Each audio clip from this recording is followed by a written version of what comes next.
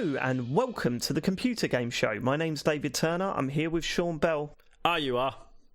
Matt Murray. Hello. And James Farley. Hey. Listen, we're just going to crack on.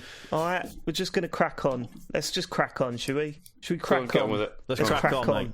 Let's crack I'd like to start by thanking our Patreon producers for this month, Alan M. Nash, Aaron Patrick and Anthony Oakenson. You can help support this show by going to www.patreon.com/TCGS. If you go onto that website, chuck us a few dollars, you get some stuff back, don't you? We got a shop as well, but we ain't been plugging that recently. Go to thecomputergameshow.com and then click on store. You can buy t-shirts. That's it, isn't it? I was going to say hats and mugs, but I've made that mistake. No, you can get mugs. Yeah. Other stuff too. Why not get a mug or a t-shirt? How about that? I mean, it's probably not the right time for it, There's probably a hoodie there, probably a jumper. All right, don't take the piss. Let's get on to feedback. Go on, Matt. The hoodies are quite good. Okay. Go on. Oh yeah, they are actually. Yeah.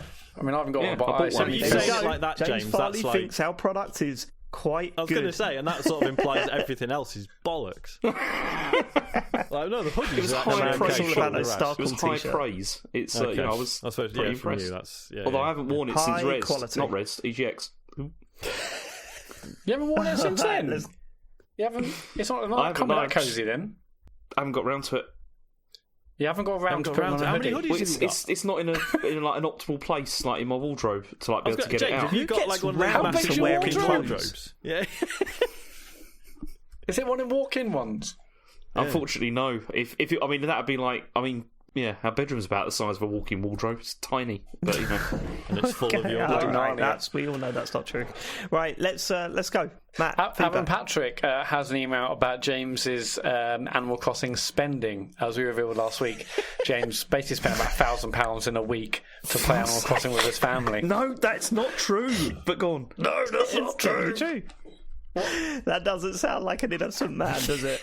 That sounds like he's guilty. And Aaron Patrick, James said £1,000 investment to play Animal Crossing is more common than you think. I have never played any Animal Crossing game, but with the current climate, I knew my other half would be addicted to this. So after a similar investment to James, I couldn't recommend it more highly. I know it's early days, and I'm sure we'll talk about it in more detail, but it's nice to have a game like AC to kill the time while still staying sociable. Thanks for the recommendation, James. That recommendation was in quote marks. See, James, you're not the only mad person to buy multiple Switches. Yeah, it's fine. It's absolutely fine. And it's worked out really nicely this week, fine. So, you know. Has it? Yeah. Okay, all right, well, we'll talk about that a little bit later. I'm sure we will. Yeah, okay, I'm sure we will. I'm sure we will. I'm sure we will. Last week we talked about, obviously, the Mario Lego. Luke Watts, I feel totally different to you guys about the Mario Lego. I was never grown man-child Lego fan. I was really looking forward to Mario minifigs and big cool sets like Bowser's Castle and the Mushroom Kingdom, but this iteration doesn't really appeal to me, even though I know it's not aimed at me. I mean, I can kind of see what he means. Like, you know, the LCD like things, that kind, and I don't know, No. The LCD things look fucking great, man. But like, and I guess I need to see it like in context. But like, it's like, have you seen those Lego toys where they're basically doing the Funko Pop thing, but they're big Lego? They're like Lego. Yeah, what are they called? Lego. Yeah, I know. Yeah, Lego heads or whatever they're about. called. I don't mean like look at them, and this looks like the same sort of look, but. No, I get it. I mean, when you see some of the stuff they do with Lego, you know, the Lego sets themselves are fantastic, and this isn't that, clearly. So I get that, but I still feel it looks pretty cool. The LCD screens look fantastic. They look really good. But yeah, no, I can see what you're saying. I just think, oh well, that's what we're getting. Still looks cool regardless. I'm bang up for it. I'm buying every one of the big, huge Lego like sets. The ones that are like Star Wars and Stranger Things. I know a lot of Stranger Things like house or whatever it was that like 150 quid, and like the Lego ones can be as much as like £400. I wonder how much the biggest Mario one's going to be, especially like the LCD screens, because they're not common with all of them, are they? No, that'll be individual. That'll be individual. It's going to cost. That character's going to be individual, probably around 15 to 20 quid. It's going to be pricey. It's going to be pricey one. But, we'll still get it. Oh, we'll still get it. Aaron Ashmore 8 on Twitter. This is him saying, me, I really can't wait to watch James create his Animal Crossing character, name and set up his island, and experience the game for the first time. James. So I've played it for most of the day and I have nothing to do, so I'm going to weed instead. that was a mess up. I'm sorry about that. No, I mean, I totally get it. Like, I would not have expected you to not play the game all day because of the stream. Why not? I mean, it would have been nice, but I never saw it in a million years. Why did you? We could talk about the stream. Why are you doing streams of this, James? I just thought it'd be nice. I thought, people can join in and stuff like they did the other night. I mean, it was a nightmare. How did that go for you? It was an absolute nightmare. I mean, mostly. Did you see it, Sean? I did. God. I mean, Matt, did you see any of this? I saw the clips you posted on Twitter of you terrorising him. Okay, forget that. Right, so, I mean, it's a common joke now, isn't it? It's practically a meme that Nintendo are terrible at internet stuff. Well, this game, believe it or not, is no different because he opened up his airport and he said, okay, here's my dodo code, and that's what you put in to go and visit someone's town or whatever. But the problem is, when you're in the town and someone joins, you go through probably a minute, maybe a minute and a half of loading. Yeah, it's crazy, isn't as it introduces the character, it shows them like a departure board with their name and where they're from on it. Then there's a short cut scene of them walking into the airport, and then they join. So we were like, oh, right, it's great, there's such and such is here. And then it would go, ding, ding, someone new is coming. Screen goes black. You wait, the departure board comes up again. That's the same for everyone on the island, or just James? Oh, yeah. Everyone sees on it, the island. Yep. Up to a maximum of how many people can join? 8. Up to 8. It's 7 people. So, I mean, this could probably take about... I mean, if everyone's joining, it's going to be nearly 10 minutes, isn't it? Of, for people just joining the game, which is insane. So, on your stream, James, you were just like, okay, gates are open, it's like black screen loading. Okay, black screen loading. Oh, okay. Yeah, that's exactly what it was like. Yeah. Plus, in between those, people were getting bored and just leaving, so there would be a loading screen for them leaving. Yeah. There'd be a notification, it would stop everyone saying such and such is leaving, and then they were unable to leave, so, what was it, Oodles tried to leave about 4 times in the space of a minute, so we just had to keep watching that notification come up. And I mean, it's dog shit. And the hilarious thing is, once we'd finally filled the place, there was 8 of us on his island, we all met up near the sort of town square bit, where Nook is, and James just went, I don't really know what should we do? Yeah. There's nothing for us to do here. So that was it. I suggested a game of hide and seek. That was fun for 2 seconds. It went down like a well, that did. It was quite a good idea. I guess we should probably save it, but I've got a question about multiplayer, but should we save it until actually what we've been playing? Yeah, sure. All I'm saying is that in terms of the multiplayer, I think there was more to do in PlayStation Home. I mean, don't get me wrong, James is pretty strict with his what he lets people do on his island. He's really strict. But I don't blame him, frankly. I mean, did you see the notice board, James? I did, yeah. Actually, because I hadn't thought of it, and then today I went back to it and was like, oh, okay, I'll have a look at that. Three messages. They were lovely. It was 3. What were the 3 messages? There was one from you, which was not entirely kind, and what did it say? I think it said you're an arsehole, wasn't it? I can't remember. No, it just said shithole. Are you allowed to swear? Yeah, but you can like James. That was the other funny thing. So there's a sort of text chat that you could bring up. You can use your phone to put the stuff in, or you can type it in or whatever. And James just went, I wonder if you could swear on this. And he wrote cunt, and it come up in big bold letters above his character, cunt. And then everyone in the chat was going, quick, if you're in the game, report him, because he's getting banned from Animal Crossing forever. You write on the notice board, and then that thing you write on the notice board is then over your head. No, on the notice board. You write it. That's notice board, but you can also do like text chat, and the speech bubbles come out your character's head. So he was just walking along, and the word cunt just like appeared above his head. Yeah, and everyone was trying to get him banned. Press minus, report him, then he could never play Animal Crossing again. He'd have to buy another Switch, another copy of the game. And I was just wetting myself watching the chat. the main person putting that in the chat was me, granted, but I was still wetting myself. Still valid. See, the thing is with the... I mean, can I talk about this a little bit, like with the multiplayer? Just the stream. Just try and keep to the stream. Well, yeah, because the thing with the stream, I mean, it was ridiculous because it kept on... It's not even a black screen. It comes up... Like, the first time when it comes up with that departure board, it was quite exciting because it's like... It does, like, the whole, like, you know... cycling through the letters and everything, you think, who's it going to be, and then it turns up and you're like, oh, I know this person, they're coming in. But then after it's done that about twice, it starts to get quite tiresome. And oh, totally. And it just takes... I mean, once was enough for me. Yeah, it's ridiculous. I'll ask you this because this is related to your stream and not the game itself. But when I entered, you laughed your ass off at my character and said, "That is so you, David. That's exactly what I thought you would do." It was, and I thought, what? It's true, like just the clothing you were wearing, the hairstyle. It was just so like that's just you. There's no fantasy element there at all. You're just like, I'm going to wear my polo shirt and I've got my hair. The whole thing. Firstly, it was a shirt.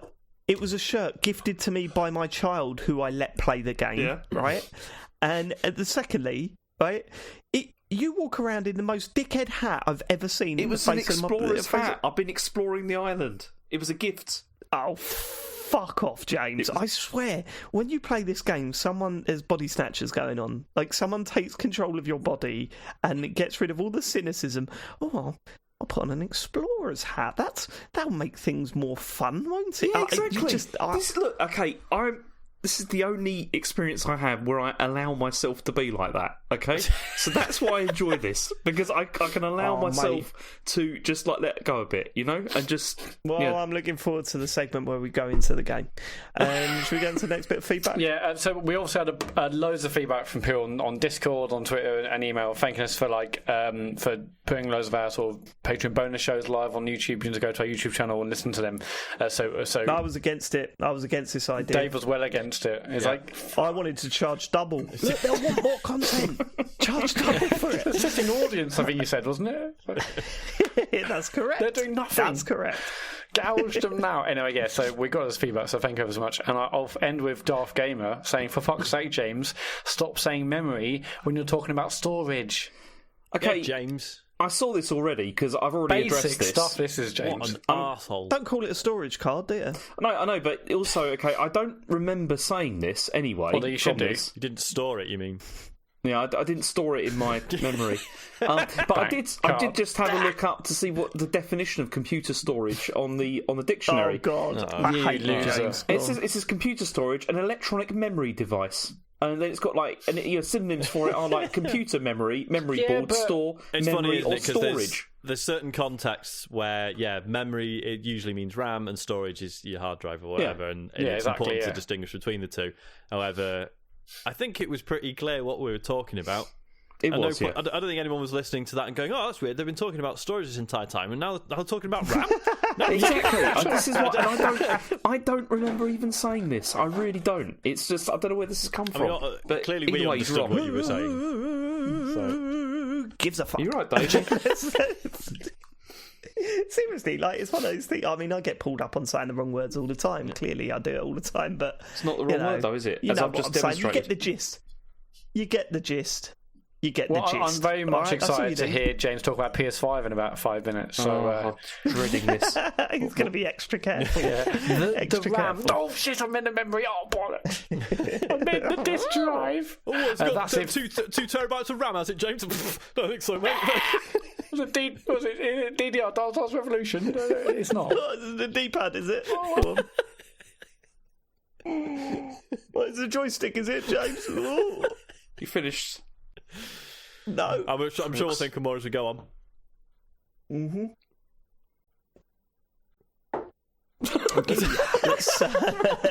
Is that it for the feedback, Matt? Have we lost Matt? Matt, you dead? Oh fuck! I went on mute accidentally. I did. Oh my god! You did a James. Matt did a James. No, it wasn't that. I basically got too close to my my pop shield, and that pushed against the mute button.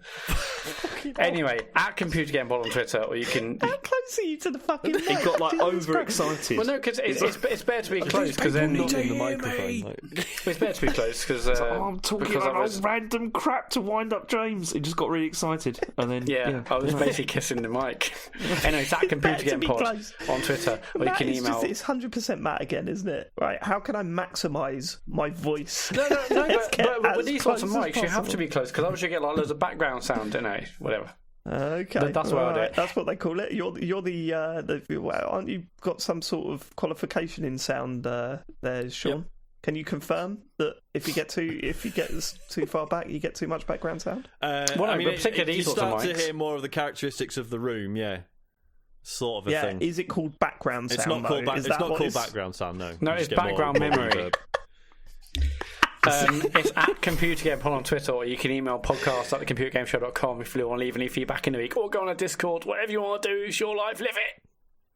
Please do send us stuff. I like seeing feedback trickle in during the week. It's cool. But also send us stuff. That'd be great, like cakes. Actually, no cakes.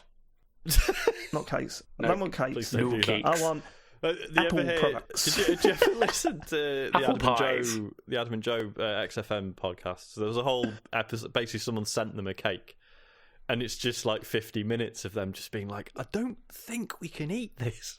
And they ended up just having to bin it and feel really terrible. What was it? The on the Russell Brand show, his co-presenter Matt Morgan wasn't as famous, and back then wasn't as famous or as successful as Russell. So he used to spend so much time on the show just going, "I just want this stuff. Could anyone just send me it?" He got like a PSVR out of it. Yeah. He's like, "I really want one of PlayStation VR helmets next week." Done. Not the actual Sony PR getting in touch. A listener just went, I bought one, but I don't really use it. You can have it if you want. And he said, "Yeah, all right then." That's the way to do it, right? Okay, let's go. News. Okay, EGX Res has been delayed until the summer now. So we knew there was a delay, but now we know when it's happening, and it's been moved to the. Well, they've given a date. Do you want to know the date? I mean, the date's on what? You mean what, Matt? It's silly, isn't it? Matt didn't say anything then, go on. He did, he just went, "You mean," and then stopped because he was trying to take the piss again. Yeah, that's all right, crack on, go on, so what's the date? Yeah, go on. It's the 2nd to the 4th of July. And, I mean, it's going to be the tobacco docks and, existing tickets, etc. If it does go ahead on that date, I'm supposed to be at a wedding in Crete. Sean? I mean, Sean, it was on the calendar. I've got first James, Sean, then me, now you. Why none of you? This is a little bit different, guys. Come on. Is it? No. Absolutely. Was it on the calendar? Yes or no? Sean, come on, mate. What? Dude, that's out of order. That's bang out of order. Dave, I don't particularly want to go. If it's just don't go there. Don't go. If somehow it's engineered that the UK is this podcast their wedding gift. If it somehow turns out that like Res is on but Crete is still a no-go area, then I'll be there. But otherwise, very specific. I'm not going to be around, unfortunately. I'll do you a video from the beach. Yeah. How's that sound? What I'll say is that I'm not. Don't hold your breath on either of those events. Yeah. No. I mean, it's crazy that we were sitting here just a couple of weeks ago going, "Is Res going to be cancelled? Isn't it?" And I'm thinking, "Oh, it's such a shame. I'm going to miss Res because I've got this other event which has also been cancelled now." So I mean, it's fucking mental. Yeah. But I mean, just the unpredictability of it means Dave, that I can't commit to that day. I mean, can we now say what that event was, Dave? Probably, yeah. I can't see it getting back to him, but it was my dad's 70th birthday surprise We weren't supposed to see him at that weekend, and then on that Saturday, well, it was originally this Sunday, which is when I thought it was going to be okay, but then the family moved it to Saturday, and then you found out just before I told you guys. Well, there was that was interesting, wasn't it? Weren't there? Because it was another it was going to be the birthday. evening, and then it was. Well, that's it. Yeah, I didn't know if it was the evening or if it was the full day thing. But yeah, it was a meal at 1 o'clock, and then we had a whole thing planned, which I'm not going to go into after the meal. So, bit of airsoft, yeah, bit of that. So both are. I mean, it's his 70th birthday the day this podcast comes out, so I'm absolutely gutted that I'm not going to see him. Sorry, you were going to take the piss out of me for it. Go on, James. I'm not saying anything. It's completely understandable that you would, mess up, and it was to do with the birthday. It happens to everybody. It's very common. Yeah, it does. Yeah. No, it's only happened to two of us. I mean, it was my fault. That's the key point. Definitely, it was definitely your fault. Yeah. It's yeah. I'm glad you managed to do that. It doesn't work when Dave's like trying to own it. You can't keep. He hasn't learned, has he? He's not learning yet. He's trying these snide little jabs, but I'm just going, yeah, I did fuck up. That's the difference. When we had a go at you went, not my fault. It wasn't my fault. How is it not? Oh, he goes like... James, you should just go, yeah, I proper fucked up there. Just say it. Just say I did fuck up there. Admit it now, James, and we won't mention it again. Yeah. I didn't mess up with that. It didn't happen. That was your chance. What? No, James, you didn't look at the calendar when Shen's like, here are the flights. No, okay. Admit that. Look, I don't want to get into this again. It's James, ridiculous. admit that. Look, we've all made mistakes. No, James, it was on the calendar. Chen Pui said, okay, we'll get flights these days, and you're like, nothing's happening on those days. Chen, book away. She booked them without asking, and it was just it's happened. Very unlikely, James. Very unlikely. Surely she would have said there's anything happening. She may have said a bunch of dates to me, and then I just said to her, one of which was the date we were meant to do a live podcast. Yeah, okay. I just said to her, you just roll the dice, just play Russian roulette with it. No, I just said whatever's cheapest, just book that, and then so she did, and then it turned out that it was on the same day. But I'm pretty certain that Rez was in the calendar. She should have seen that. It's her fault. You're listening to a special one-off podcast presented by me, David Turner, on how to turn it around on someone else within seconds. Please subscribe to Audible for part 2, where I do the same again to James every fucking week, and it's always funny. Right, anyway, so Rez, I mean, this isn't going to happen on these dates, but they had to choose a date. I think they probably had to choose a date. I mean, this is all like made up, but I imagine it's probably like an insurance thing, saying okay, like we don't know. There's no point in going into it. We just don't know. It just seems silly to confirm any date right now. Why would anyone confirm any date? It's like, I don't know. It could be to hold the venue. It could be. There's loads of reasons why they could. But at the end of the day, we are completely out of the loop with the running of that thing. As far as we're concerned, we're doing a live show on that date. However, it's hard to commit to because of how unpredictable everything is so far at the moment. What we're saying is no one booked train tickets yet. Yeah. No, probably be a good Did you get idea. your train ticket money back, Matt? Well, I've been denied twice, but I've had nothing email saying actually they've changed their policies again, and actually we will, but I'll believe it when I see it. Yeah, so I've had the same. So you booked with the train line, Matt? Yeah. So I've had the same thing where it was like initially sort of stonewalled, and now it's like, oh, actually fill this form in. And we'll sort it, but it might take ages. Sorry, which is fair enough. Well, I don't mind if it takes ages. I mean, I don't think we'll get anything at all. But no, so far 2 denials, and but are possible. I don't know. Okay. Wow, it sounds like my dating life when I was at school. Nice. Go on. Right. Okay. Let's go. All right. So then, so this is the possible ended up as a denial. By the way. Okay. That's how it works. Okay. So also this week, Sony laid out some more PS5 details. And next gen, let's go. Yeah, right, so this is after the Xbox thing, right? Did we discuss the Xbox thing last week? We did, yes, because James kept saying memory. Storage and memory. James got all the terms wrong and no one knew what he was talking about. Do you know, I've got absolutely no storage about that conversation. Absolutely none whatsoever. Fuck's sake, you pricks. It's got 2 seconds storage, I have. Anyway. So this was this was billed before it came on. They said, "Okay, we're going to be doing like a reveal kind of thing is going to be happening." I think those are the words they use. We're going to do a reveal kind of thing that's going to be happening. Sony 2020. Got a reveal kind of thing in a way. What I just said there was better than what they did. Because it's true. Anyway, Mark Cerny, who's like the PS5 system architect, like laid out like these guiding principles. This was apparently supposed to be something he was going to do at GDC, and instead they decided to put it out on YouTube. Well, don't say apparently like they made it up. No, like, it that is what happened. We've only got their word to say listeners, I had to step in the WhatsApp group this week because James, Matt, and Sean were. I'd say it was a lively discussion about this PS4. Let's hit the story and then we'll kick off. Okay, let's hit the story first. Okay, so he basically laid out 3 guiding principles for the PS5, and these were listening to developers, balancing evolution. James, can you do it in his voice?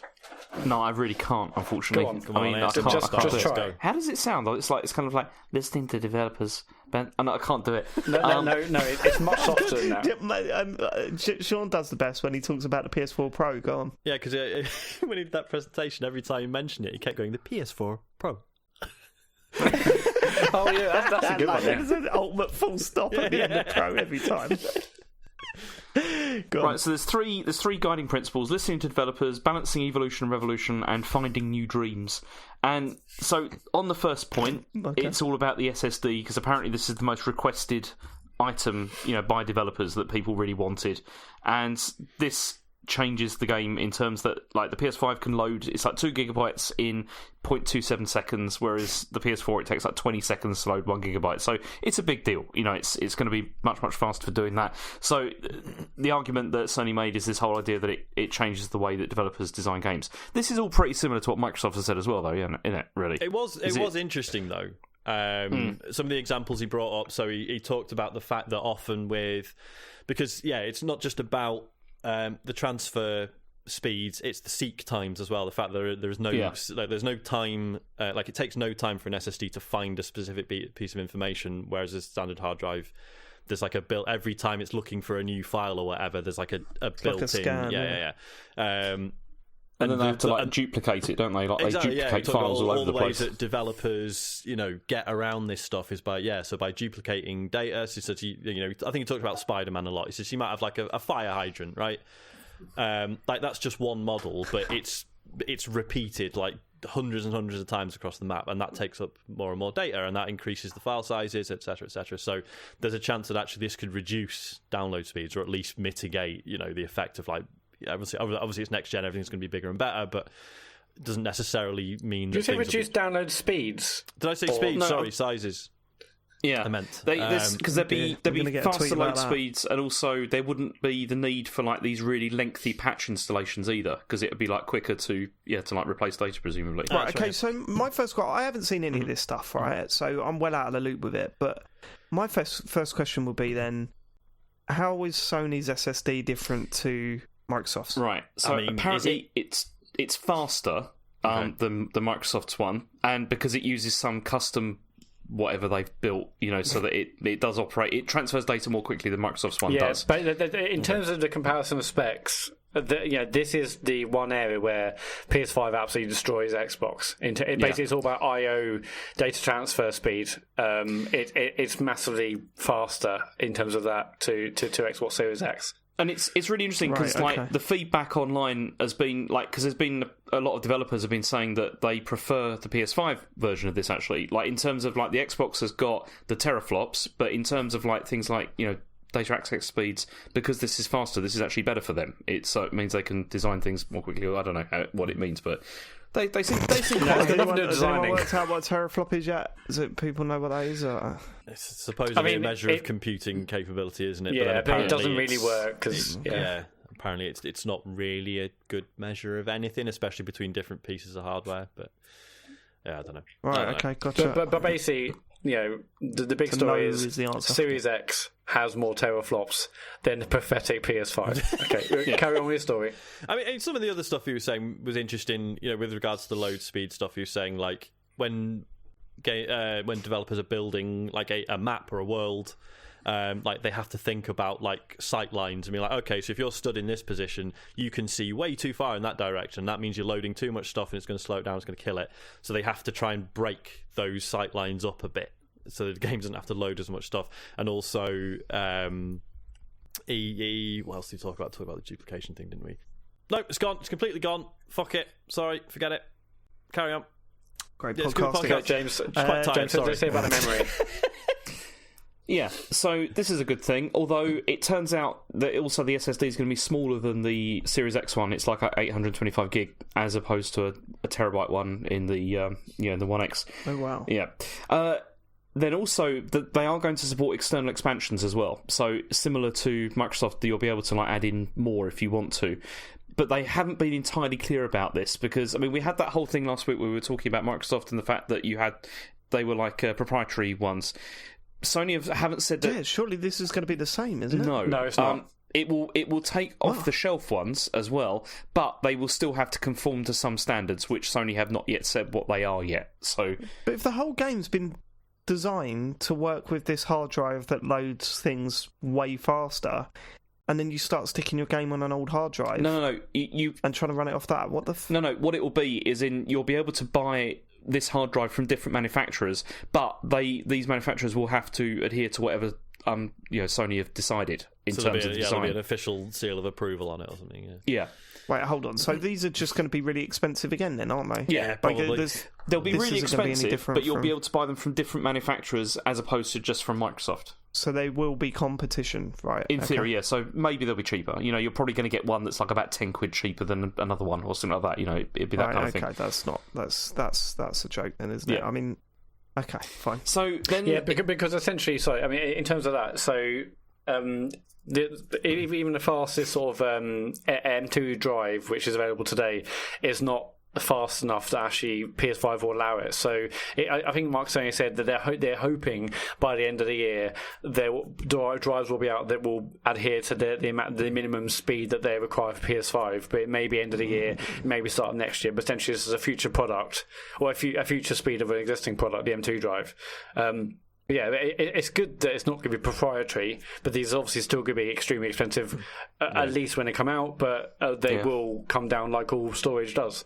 So, I mean, it's great, and it's sort of fascinating that they're going for this much more general. Admittedly, there is going to be a sort of a standard that people have to adhere to, but a much more general bar versus Xbox Series X, strictly proprietary. Here is these extra storage cards. I mean, is anyone else somewhat unnerved that they're already both of them are already talking about how to add more storage to the consoles? Because I've never had to do that with my PS4. Obviously the Switch is inevitable, though, isn't it? Right. Here's the thing, Sean. Right, with this stuff, right? You talk to anyone that's bought an external hard drive, and plugged it into their console, they'll tell you it's the best thing ever. Okay. Right. You talk to the people that have never done that. They've always been fine with it because they've worked out a way to, sort of manage their library, only have a few games installed at once. It's not an issue. I think it's a nice to have, isn't it? This extra stuff, expanding your hard drive. As Matt says, he loves it. He doesn't have to worry about deleting games or anything like that. But I'm quite happy to just go, I haven't played that for a little while. I'll get rid of it. Yeah. And if I feel like I'm going to play it tomorrow, I'll just download it again and delete something else.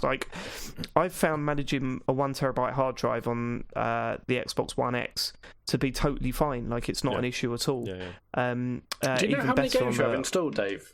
Would you know? I off the top of my head, big games, AAA games or whatever, probably about 5, and then I've got a fair few indie games in there. Probably about 6 or 7. I'm kind of the same as you with PS4 Pro as well. I've not bothered plugging anything else into it because I just download stuff again if I need to. I'm not really too bothered about it. Yeah, which is a fortunate position as well. I'm on uncapped internet, decent download speed. That's true. So that's fine. I mean, I'll be honest. So when I got my One X, I thought, okay, I get a 4 terabyte drive and it's amazing. And also games when it went from this one Xbox One to One X, they were massively. They were far larger with all the 4K textures and packs and stuff.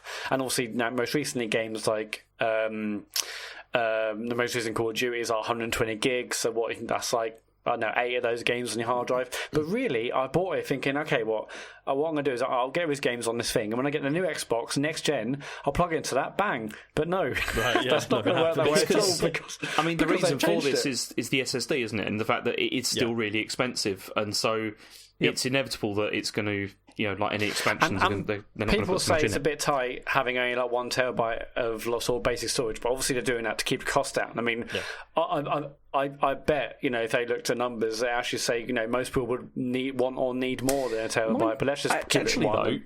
I don't think most people would. Because one of the things that Mark Cerny said though is the fact that they're not going to have to duplicate loads and loads of data for this, because of the fact that it's all just going to be, because it's so much faster. Maybe game sizes will be smaller. I think it'll be counterbalanced by the fact that everything's going to be more detailed, and I mean, obviously it depends on the game, but I think you sort of big 3D worlds and stuff. I think it's going to be. I think the lack of duplication will mitigate some of it, but I think games are still going to be bigger, broadly speaking. Yeah, it will mitigate, but how do you think developers are going to be thinking? Are they going to be thinking, I can make it smaller, or I can put loads more stuff in. Exactly. Yeah, and like Mark's saying, actually, like downloads and stuff will be smaller, or installs will be quicker. That's like when games now are big, but also they take absolutely ages to.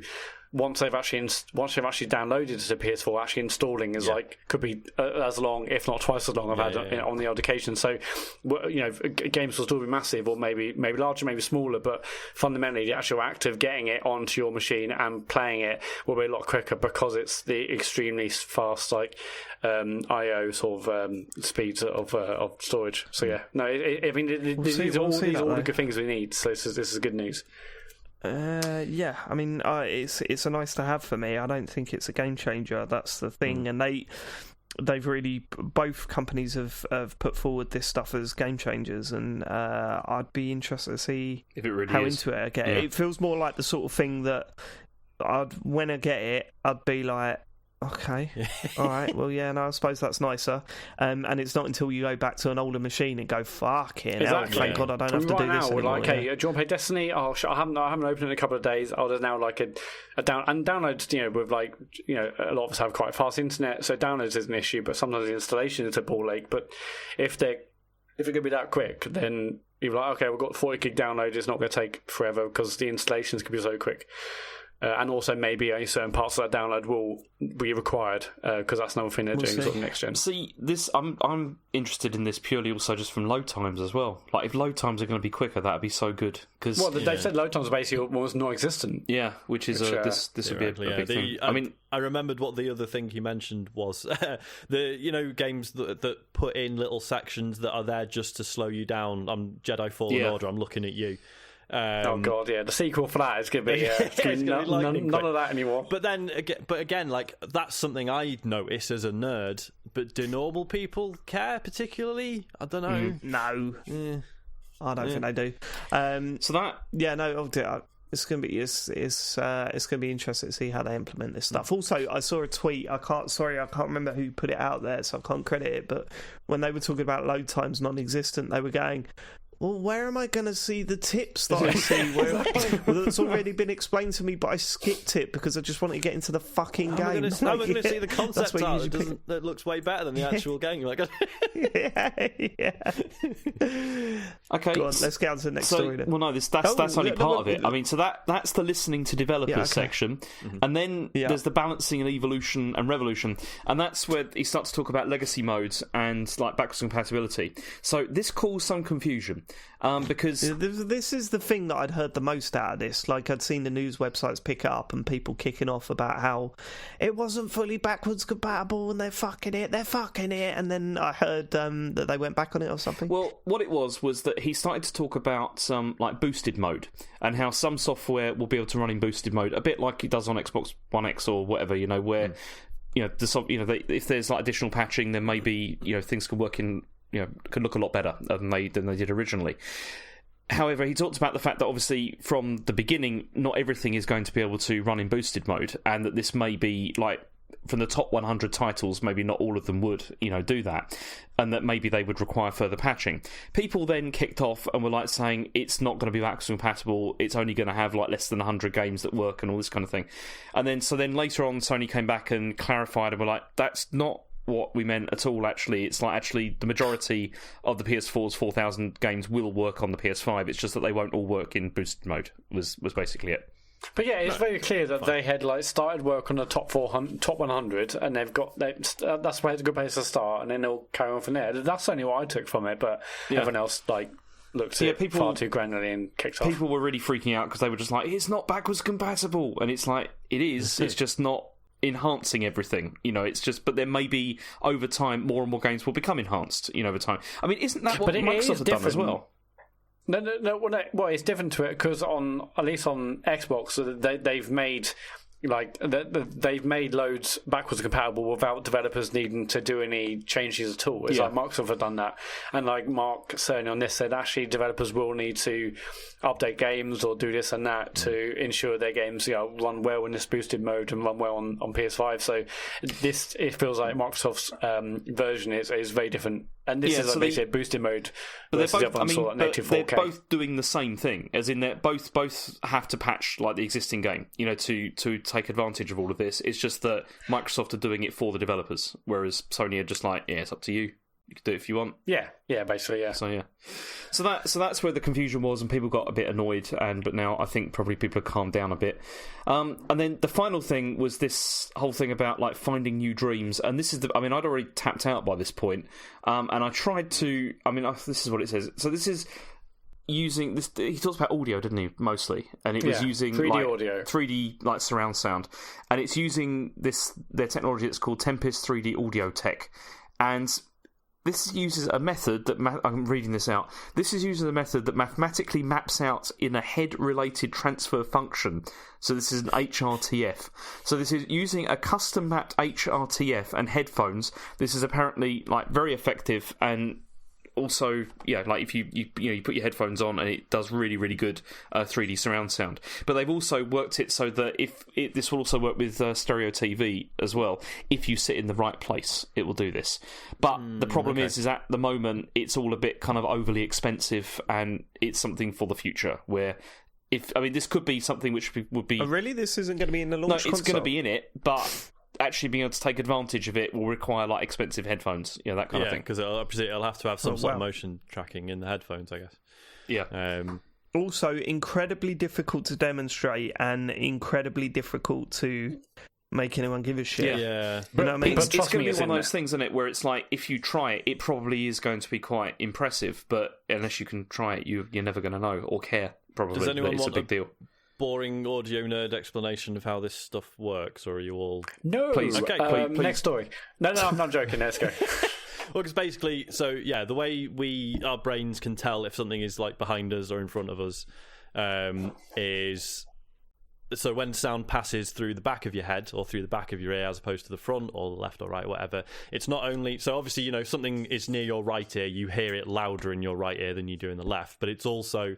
The left ear still hears it, but it's filtered through your head, and your brain knows what that sounds like. Same with stuff that's behind you. So it's not that obviously you don't have an ear in the back of your head, but you know what a car normally sounds like. So your brain knows how things are filtered through the back of your head. This is all stuff that you just sort of learn growing up. So, but what's really interesting is, so when you hear a sound, you don't know you do it, but you do micro movements of your head, and your brain can measure how the sound changes as you move your head, and that allows you to do sort of positional audio much better. But obviously, if you've got a normal pair of headphones or just a normal stereo TV, you moving your head doesn't make any difference because you're looking at a simulated... Do you know what I mean? The sound is only changing according to where the camera is in the game, not where your head is. So by having a pair of headphones that has motion sensing, you can go, all right, the player cocked their head to the left a little bit. That will subtly change how the audio is processed, and then you can fully simulate that effect that you get in real life. So there you go. That's exciting. Right, okay. It's exciting, but in terms of selling a console, it's not going to do much. Obviously, VR is good for this stuff because that's tracking your head movement and can do that stuff if you wanted already. Yeah, so very good. Yeah. So very good. So this was basically everything that came out of this. After the conference went up, or not conference, after the presentation went up, there was criticism of it because. Now we had criticism during it. There was, and the reason there was is because there was plenty. Yeah, people in the chat were going nuts and stuff, weren't they? Yeah, everyone's like, well, we're announcing God of War 2. This is boring. You see, the thing is I understand what you... Because you guys were basically saying this is a GDC talk or whatever, that's what this is, everyone should know that. And my counterpoint to that is bullshit, because it's like, okay, it is a GDC talk, but Sony have not released any information hardly at all about the PS5. They trailed this quite heavily as being a big reveal that was, on like Twitter and for consumers and everything. Putting this out as like the first thing that they're really showing, I thought was pretty badly misjudged. Like, as in, I can understand why they did it, but if you're going to trail something as being... They didn't trail this as being like, oh, developers, you should watch this. They trailed this as being everyone should watch this. It's going to be like a big, like reveal of a deep dive, they called it, of what the PS5 is going to be. And it was, but it was not. Well, no, I think they said deep dive into like the PS5's architecture, and already. I don't think it said that. It's just said it's a deep dive. I'll bring up the tweets. It just said it's a deep dive. It just said it's a deep dive into the system, and it's like, this is why I just think this was misjudged. Are you actually going to bring up the tweet? So you're going to threaten that and make it up. Bad out of it. So I totally concede it was incredibly dry, and certainly doing this so soon after everyone had got a chance to do their own videos. Well, not everyone, but various people got a chance to do their own videos about the Xbox specs reveal and everything, and it was all like, oh, we've had a look, like Digital Foundry, like, look, we've had a go on it, we went to Redmond, Washington, and we've done our own video, and then gave people the chance to do it in their own voice. So to release this after that, it's like so soon after that, was a hell of a fucking contrast, and yes, probably a bad move. I think as soon as GDC was cancelled, if this talk was already nailed on and it was already, they could have just recorded it straight away and got it out pretty much immediately, that would have been better, because I think there would have been less. Hey, so I've got the tweet here. Matt, I know which one. I know which one you've got, Matt, and you're not. You need to go back further than the one that you've got, because that's exactly what you've done. You're looking at the one that the PlayStation Europe Twitter account says. Well, I'm looking at the PlayStation one. Yeah, that's what I play. PlayStation Europe. Yeah, PS5 lead architect Mark Cerny provides a deep dive into PS5's system architecture and how it will shape the future of games. I suppose you could read that. As like, show me God of War 2 or whatever. But I mean, obviously lots of people were saying, oh, will they show games or NAC? And like, yes, they could have, but I was not expecting that, because I knew this was going to be a GDC but whether talk. you were expecting it or not, it's just. I don't think this was a great idea to put out as being the first thing that you show of your system. It's like, I don't understand why you would do that. I guess what they could have done is they could have uploaded it to their YouTube channel, and they're like, GDC talk. Yeah, but their YouTube channels usually like marketing and like adverts and trailers and stuff. Exactly. Why put it on there? Exactly. But that's what they did. They put it in there with all the other marketing stuff. This is all marketing. Why don't you just give links out to all developers, registered developers, and get them to watch it, and maybe put it somewhere a little bit more low key, and say, if you want to see it. But I don't think it's possible to do it low key though. It's a video about the PlayStation 5. I don't think they had any choice. Like. So they put it on their big marketing YouTube channel. Well, how many YouTube channels have they got? I don't know. Well, I don't know. Set up a new one for devs. So they put it on like a separate developer's one. Every website's still going to write about it. Oh, go and watch this if you want to learn about it. But they're not going to build it up as communication. Yeah, they're not going to build it up as being like a big reveal of something, because that is exactly what happened with this. Whether that was the intention or not, that's how people took it. I think they looked at it as like, everyone's going to find this anyway. Everyone's going to watch it. It's going to be reported on. We may as well just put it out ourselves in a big way. Yeah. But I think they were honest about what it was, so I wasn't really surprised. Like, I know what a Mark Cerny talk looks and sounds like. Yeah. Very relaxing. Yeah, but you cannot be surprised. Really interesting, actually. I thought it was it's really all very interesting. Blah blah blah. But in terms of actually like marketing this thing, it's a terrible idea to do this. Like, it's a terrible idea. Well, I can see what James is saying. Look, the way I see it, and I didn't watch either of these, so I don't really know the context. Yeah, but what I will say is this. For starters, you posted their original tweet in the WhatsApp group going, "It's happening! Oh, we're going to find out about the PS5." And I was like, "Well, we have done." And I agreed with you. I was that excited as well. But then you could see what James is saying, can't you? That you originally thought, "Oh, this is going to be the PS5 reveal, right?" Yeah, but I mean, when we saw the first tweet, maybe, but it's very clear when it says system architecture. Like, okay, this isn't. I think on the show last week we were just a few hours before that thing, or a day before that presentation, and we were saying Mark Cerny is showing off the PS5 tomorrow. Yeah, and I think there was an element of like tongue in cheek about that. I think we all knew it was a GDC talk. Fuck off, Matt. Secondly, there's this, right? The press that I've seen after Microsoft did their presentation last week has been, by and large, quite positive. Mm-hmm. Yeah? Mm. The press and the chat that I've seen about the PS5, regardless of what the talk was about, has been relatively negative. So surely that they've made a mistake there somewhere. Yeah. See, I'm not disputing the fact that we should have known what this was going in. What I am saying is this was not a great way to like begin the whole marketing of this machine, and because that is what this is. Whether you're saying this is a developer's like talk or not, it is still the beginning of marketing. I do agree with you there. If this is the start of the narrative, if we can use that word, then it was a weird misplaced start. I mean, I know what it was, so I wasn't going expecting to see God of War 2. But I did actually genuinely find it really interesting, and also he's good to listen to, isn't he? Mark. Yes. I thought it was interesting, but I can also see why people would be annoyed. And you're right. It's a weird. This isn't necessarily the start, because the start was those Wired articles. We've had 2 Wired articles. This is like the video version and a bit more increased density in terms of information than those.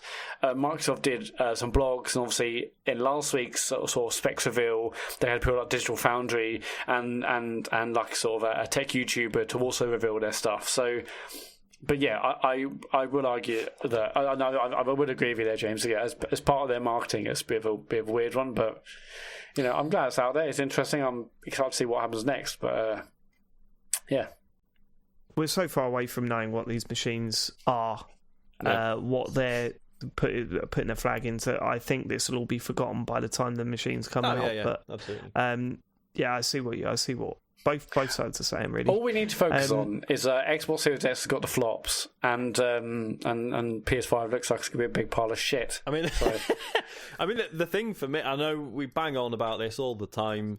The thing for me is still that, well, the Xbox, I'm probably not going to have to pay for any games on it.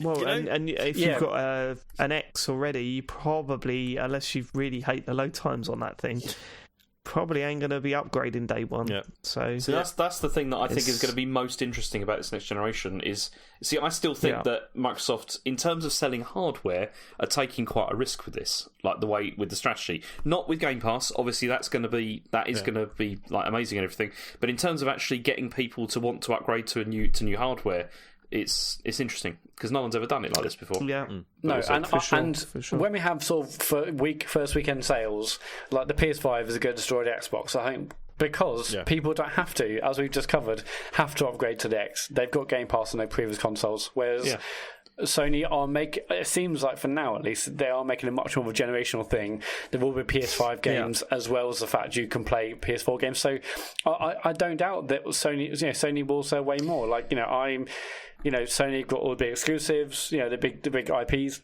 That we're excited for. Obviously, Microsoft bought studios. They're gonna drive that and build that themselves. But like Microsoft have put people in a place where they don't have to buy the console. But their money and I guess their metrics will be how many people are on Game Pass, how many people are paying £8 a month for whatever they're doing. You could tell from that backwards compatibility stuff, like PS4 describing it as backwards compatibility, whereas like Xbox are describing it as play anywhere. Yeah. You don't have to. You're not backwards compatible. Yeah, you're just buying your game and you can play it on everything. Yeah, it's a full library. One of the other points update your games. One of the other points that's been raised quite a lot with this though is Microsoft are taking this strategy whereby it's not generational in the same way that like Sony's is going to be. How much are there going to be like bottlenecks here? In the sense that if they're making games for like Series X, they also have to run on everything. Whereas Sony can absolutely just like they can get their first party developers to just put everything into like PS5 games and they can look amazing or whatever, and they don't have to worry about PS4 or anything like that. But I think but it's interesting as well because the One X, it was like a much more significant step up from the original Xbox One, whereas the PS4 Pro was, I think we can all agree now, pretty shit. Like it's not. No, I mean, it was a 4K upgrade, but it wasn't nothing to be excited about. But it's not even really 4K though, is it? It's not even true 4K, jet is it? engine. No, That's it my was problem. 4K. My PS4 I was Pro. so looking forward to having a quiet PS4 when I bought the Pro, and that never My happened. Pro was quiet for a week. Yeah, well, I remember coming around your place when what was it when we were doing the PS4, the I think we had a PSVR weekend somewhere. Yeah. We played Destiny on it. It was just like, oh Jesus I had it a fortnight by that point, so yeah, it's already fucked. Amazing. Yeah, my PS4 Pro is just in 1080p mode now because I'd rather have the extra frames than like a marginally better resolution that can't really tell the difference anyway. I don't know. I still think it looks really. I think the HDR is amazing. Oh, the HDR's good, especially in the towns at night. It's great in the town, especially in the towns at night. A nerve has been touched. Let's move on to the next story. We've spoken about this enough. Okay, so then Microsoft then revealed, but then retracted a launch date for the Xbox Series X. So this was weird. What happened here? Well, a load of Microsoft's internet, like all their international websites, said like Series X was coming Thanksgiving 2020. Matt was very excited. He retweeted that as quickly as he could. He was very excited about that. All over that. Yeah, and then it was clarified as booked being annual leave and all sorts. It was, and then the Major clarified it as being actually no, it's holiday 2020. But it's funny because if it had been Thanksgiving, that means it would have come out 26th of November, and so maybe it's going to be later in the year, if at all. I don't know. Is it really bad? This year? I always forget when Thanksgiving is. It's 26th of November. No, why is that bad? We don't celebrate it. I've got a fucking clue when Thanksgiving is. I've talked about this before, but there's like there are films that are actually about Thanksgiving that I just always assumed were about Christmas. Mm-hmm. Because it's like what?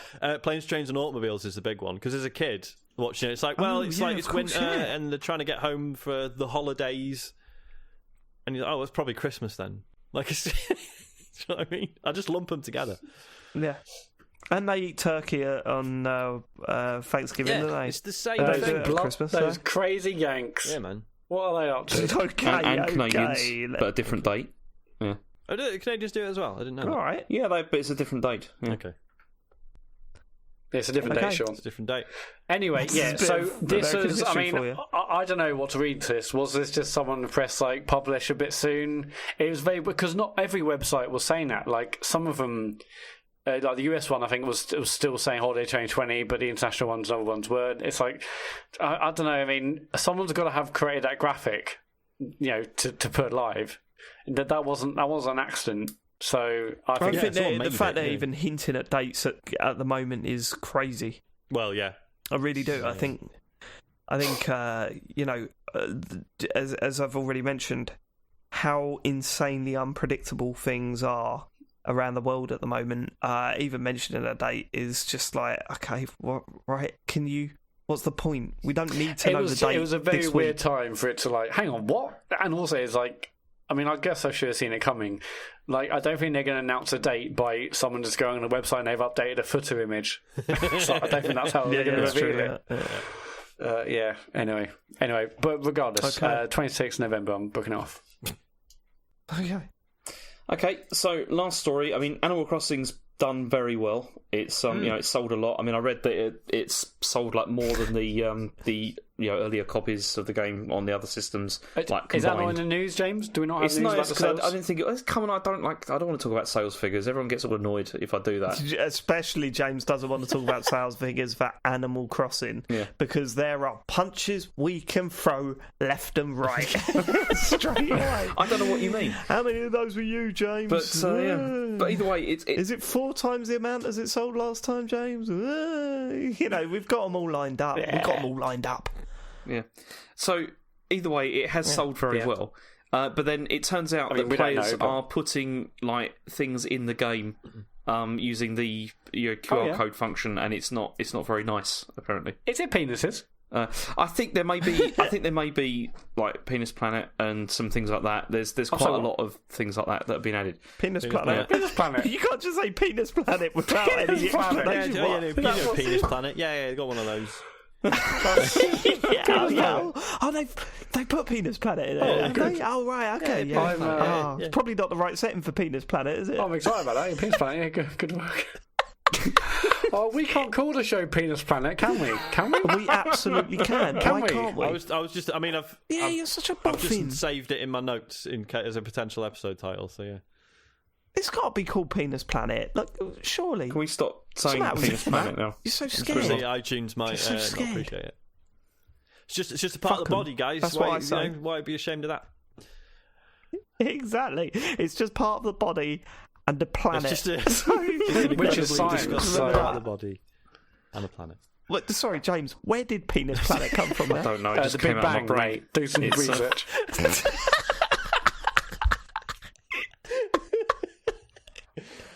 Right, okay, so they've been putting Penis Planet in, have they? Go on. Well, because there's this website called acpatterns.com and you can convert any image into Animal Crossing with the QR codes.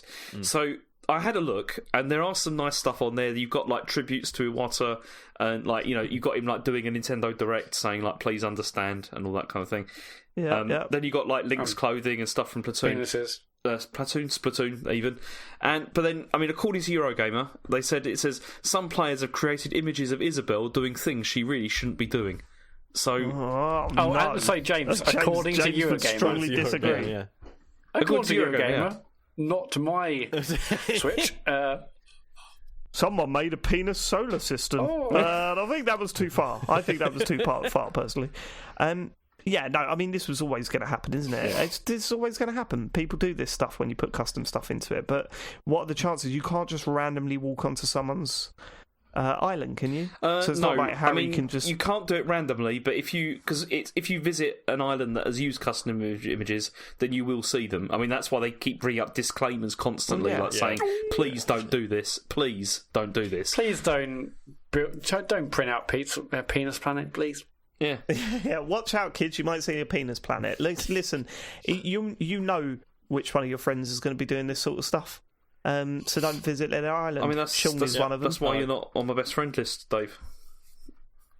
But I haven't got any of that stuff because I took the wild idea of sharing this game with my child. Oh, me too. It's nice, isn't it? I don't know about that. Right. I think we've had different experiences. Right. Okay. I don't think we have. Harry's not worried about my fascist regime of my island. Put it that way. Let's. I mean, yeah. That app though is fantastic. Oh, yeah, I was going to say I've used it quite a few good. times. Yeah. Yeah, we've got like the Millwall logo and Sonic on there and all that sort of shit. It's great. Yeah, that's acpatterns.com. Yeah, it's absolutely brilliant. All the stuff you can do on it. Yeah. But yeah, don't look at the user-generated stuff because there's like swastikas on there and Hitler and all that sort of stuff on there. Transphobic stuff people as well, are dicks. which is a shame. People are fucking arseholes. That's it, isn't it? That's what we all know that fact. Arseholes Planet, though. I'm into that. Yeah, they will. Yeah. Like Uranus.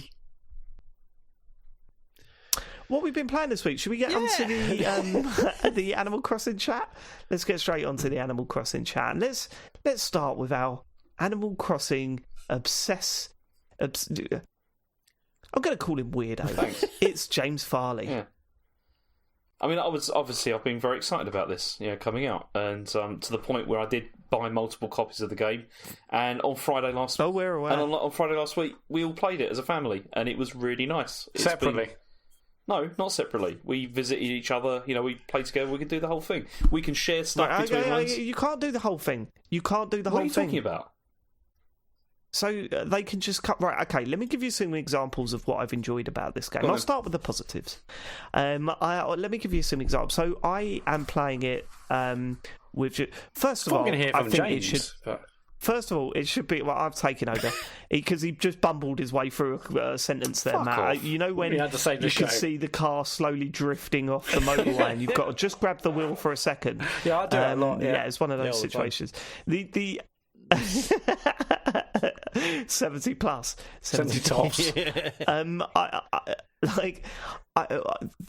I can see the argument that there should be an option, and I agree there should be an option for another person with a profile to have their own island. Right, I totally get that, but that's not the option that's there. And if I'm honest, I'm not sure which way I would have gone. But we're kind of stuck with just the option that I create the island and Harry lives on it. However, we've had some wonderful moments where Harry has left gifts outside my front door. He's I could just pop next door into his hut or whatever it is, his house, and see what he's been doing to the place. We've been swapping items, all that sort of stuff. But what I don't get is they can't just like walk into your island, can they? Yeah, they can. Well, it's the same island. Anytime. Yeah, you just put. You don't have to open you can the play thing. locally. You just put it on best friends, and they can play locally. They can do all exactly the same things you're doing. Yeah, but you don't put them on best friends, though, right? Well, I have done. Yeah. Right, got James. What? James? No, I have. You can ask Chen. Seriously, I have. Get on now. Okay. Get on the pod now. All right. Shall I go and Okay, get right. So, Yes. if you no. If you have done Wait, that, you've opened up your island to best friends. They can come and go as they please. Yep. They've got no restrictions with digging stuff No, up. they can do all or that stuff. cutting stuff down. They could do all that. So then, what have you paid £1,000 for? So that we can all play together, and we can all play at different times or whatever. We can. There's flexibility with it. Because look, Right, let me give you an example, Dave. Yeah, but you can play together. No, hold on. You could play together locally as well. No, you can, but it's crap, isn't it? You're stuck on. It's like you're sitting there, and you all have to be on the same screen playing at the same time. Right. Okay. Yeah. So let me give you an example. You've paid Right? this, Over the last I weekend, don't get this. Go on. we spent I think probably Saturday where we were all playing together on each other's islands, hopping backwards and forwards, sharing stuff between each other. Doing all the same stuff that you've been doing. Like leaving messages on the boards and stuff like that. But we can all play together at the same time. Yeah. Okay. I mean, we've been handing it off. I just don't see where I don't. Your whole point was that you didn't want them fucking with your shit, and now they're fucking with your shit. No, but there's more to this as well, though, because if you are playing it in the way that you're playing it, you see, you won't see this because Harry is the other person that's playing it, whereas you're the primary person. So you have a lot more power to be able to to change things on the island and to be able to build things and to be able to manipulate stuff.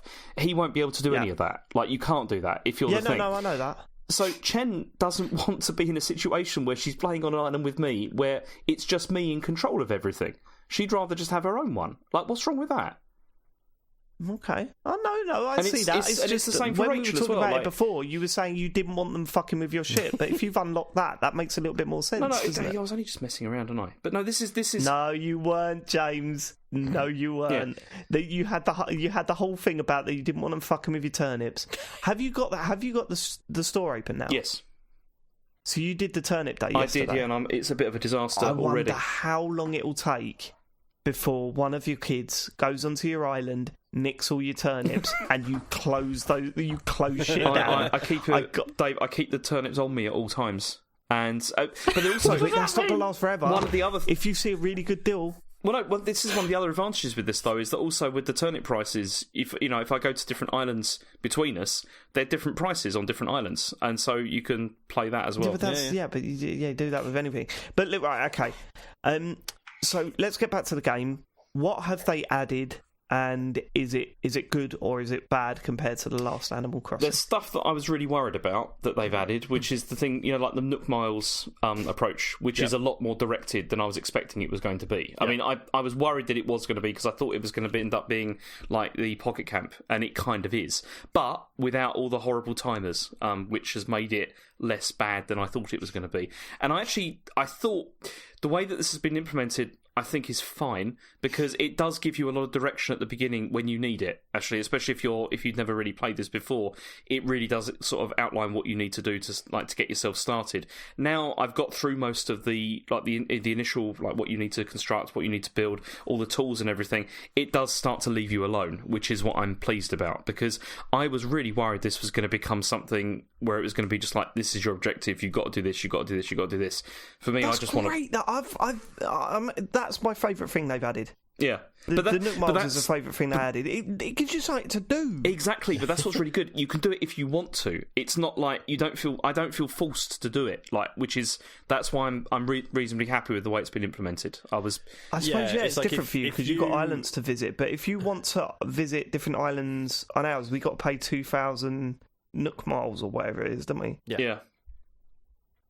Okay. All right, go on.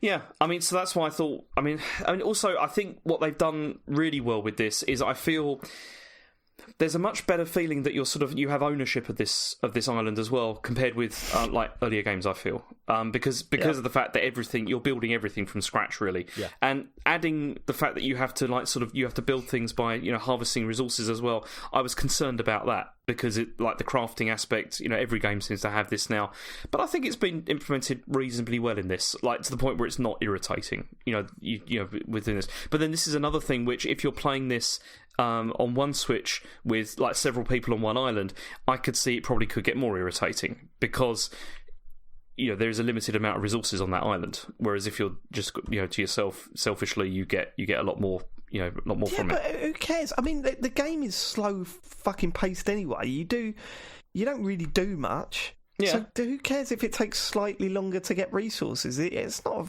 It depends if you want. Issue, is it? Well, no, it depends because, for example, Chen has spent a lot of time building her house and building furniture and stuff like that. She doesn't want to have to wait for days to be able to harvest wood out of a tree. Game. Isn't that the game? It is the game, but not to the point where you're waiting okay, how annoyed would you be if you were thinking, okay, I want to build a chair, and then you come in there and then you're like, okay, all the wood's gone because somebody's been here before me and they've nabbed all the wood. Yeah. That'd be irritating. Well, there's two things. You either go to a different island and get the wood, or you just wait another day because you're waiting days anyway. That's the whole point in the game. Yeah, but if you've turned it on for right, brilliant, I've got an hour to spend on Animal Crossing. Here's what I want to get done, and you just it's been strip mined. Yeah, but you could do that. I mean, that's the situation anyway, Sean. That's what I'm saying. It's it's not. Oh right, I want to build the shop. But you I've got to wait for a day. Multiple people stealing the resources of one place. And also, if they chop the trees down, that's 3 or 4 days you got to wait. I mean, that whole game to me is you wait for stuff, and waiting for stuff. Definitely, it's been interesting. That's true. It's been interesting seeing people who aren't familiar with Animal Crossing being like, "I've played it for an hour and that's it. What the fuck? What do?" It's like, no. But this is what's right. So let me ask you this. Yeah. Let me ask you this, James. It's day 4, is it, on Animal Crossing, or 5? 4 or 5? Have you got the museum open? Yes, I've got the museum. Have you got the shop open? Yeah. Right.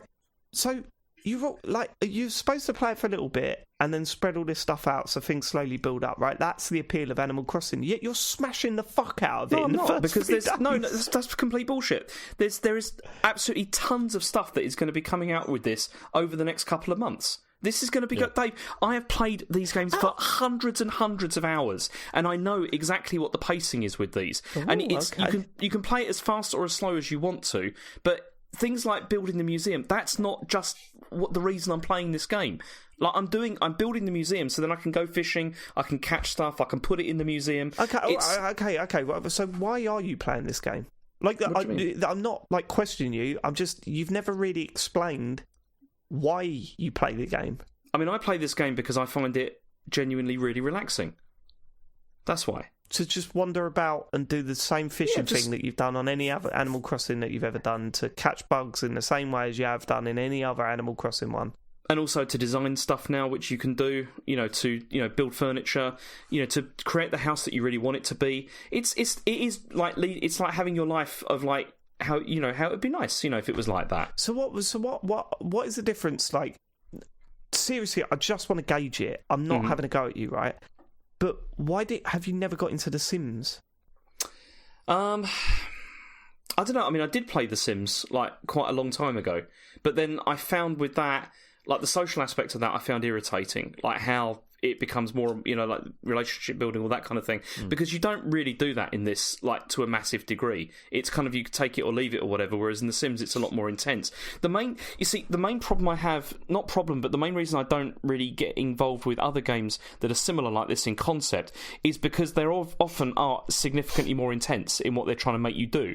There is much more sort of clear sort of path of what you're trying to achieve. Whereas with this, I can turn this on before I go to bed and just play, just potter around for a bit until I feel sleepy and then just go to sleep. It's nice. Yeah, I just like doing that. You're just smashing the shit out of it. No, that's what's confusing That's me. the whole thing. Yeah, I've done that. Everyone's done that, Dave. I mean, okay, sure. Have you got those? One of the strengths of it is that, per session, you can choose how you want to approach it. If you want to be mega efficient with it, like for an hour, and then turn it off, and then like you say, and then before bed it's like, oh, actually I'll just turn it on again and catch some fish and some bugs and stuff.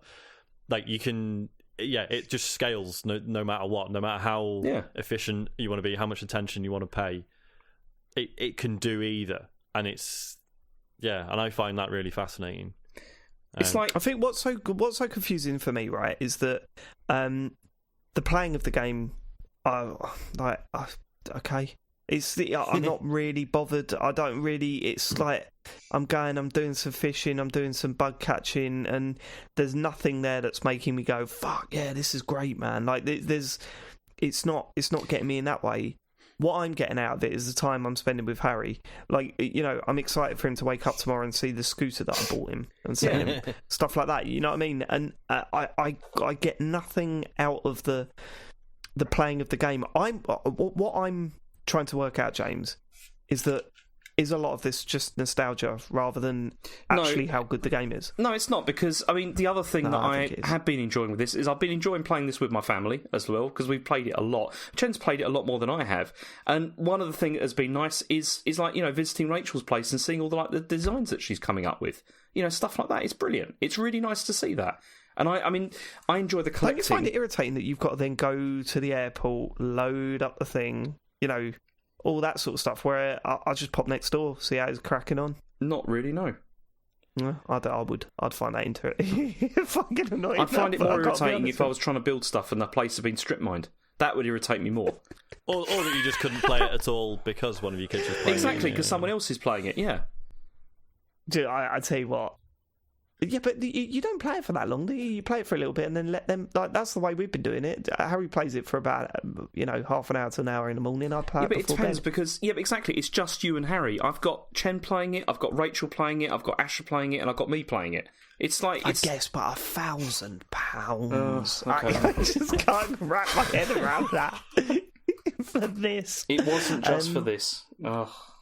Look, it sounds like it is. I am enjoying it to some extent. I think had Harry not been playing it, then I can't see myself continuing. Like, if he turns around and goes, I'm done with this, I'm not playing this no more, I can't see me returning to it. I think majorly because, the one thing that I got out of New Leaf that did things better than this, I think, and there's not a lot, I think it is a big improvement over New Leaf, but the one thing I got out of New Leaf was that it seemed like every day there was something in the shop, because there's 2 items in the shop that's new every day, and it was always something cool in the New Leaf, so it was always like, I'm going to check every day because there's going to be something cool in there. Since getting this game, it has just been fuck all. Like, every day I go and look at the shop and go, a candle and a sleeping bag, or what? Okay. Today, there's 4 things. Today, I've got a dog food bowl or a book. Yeah, exactly. And it's kind of like, okay. I sent you something, Dave, actually, that was in my shop today. You did a petrol pump. Yeah. What was that about? I don't know. I said you were rad, and I sent you that. I thought you'd like it. You did. Yeah, I got a message from James saying, I think you're rad or something. This is an interesting question. Have you demanded that some of your kids chose the Southern Hemisphere and you're the Northern Hemisphere so that you could do that whole cheat thing? No, I've not done that. James, everyone's in the Northern Hemisphere, are they? Everyone's in the Northern Hemisphere, yeah. Oh, I don't believe that. You didn't fucking ask them. Do you believe that? Does anyone believe that? Yeah, I believe that. I don't believe that. I don't, Jack. I'm sure I don't. I don't believe that. So, Matt, you're the only one that hasn't given your overall opinion. You've been playing it as well. And then we'll get into the sort of nuances and we'll get into the advice giving, because I think that's a big part of the game as well. It's shite! No, I'm enjoying it, actually, yeah.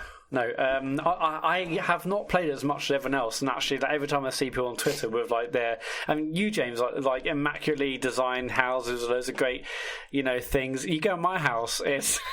I mean, I've upgraded to the house, so that's like one upgrade. Maybe 2 upgrades, but basically, it's still the same camping bed or sleeping bed on the floor, the Nintendo Switch in the corner, and a radio, and that's it. Whereas I look on Twitter, and everyone's, James, you got like a really lovely house, like a picket fence, and I'm like, my God. I haven't turned it on today because I've been so busy at work and stuff and playing something else. But I have, I believe, when I switch on a day, I will have the museum and will have the shop upgrade.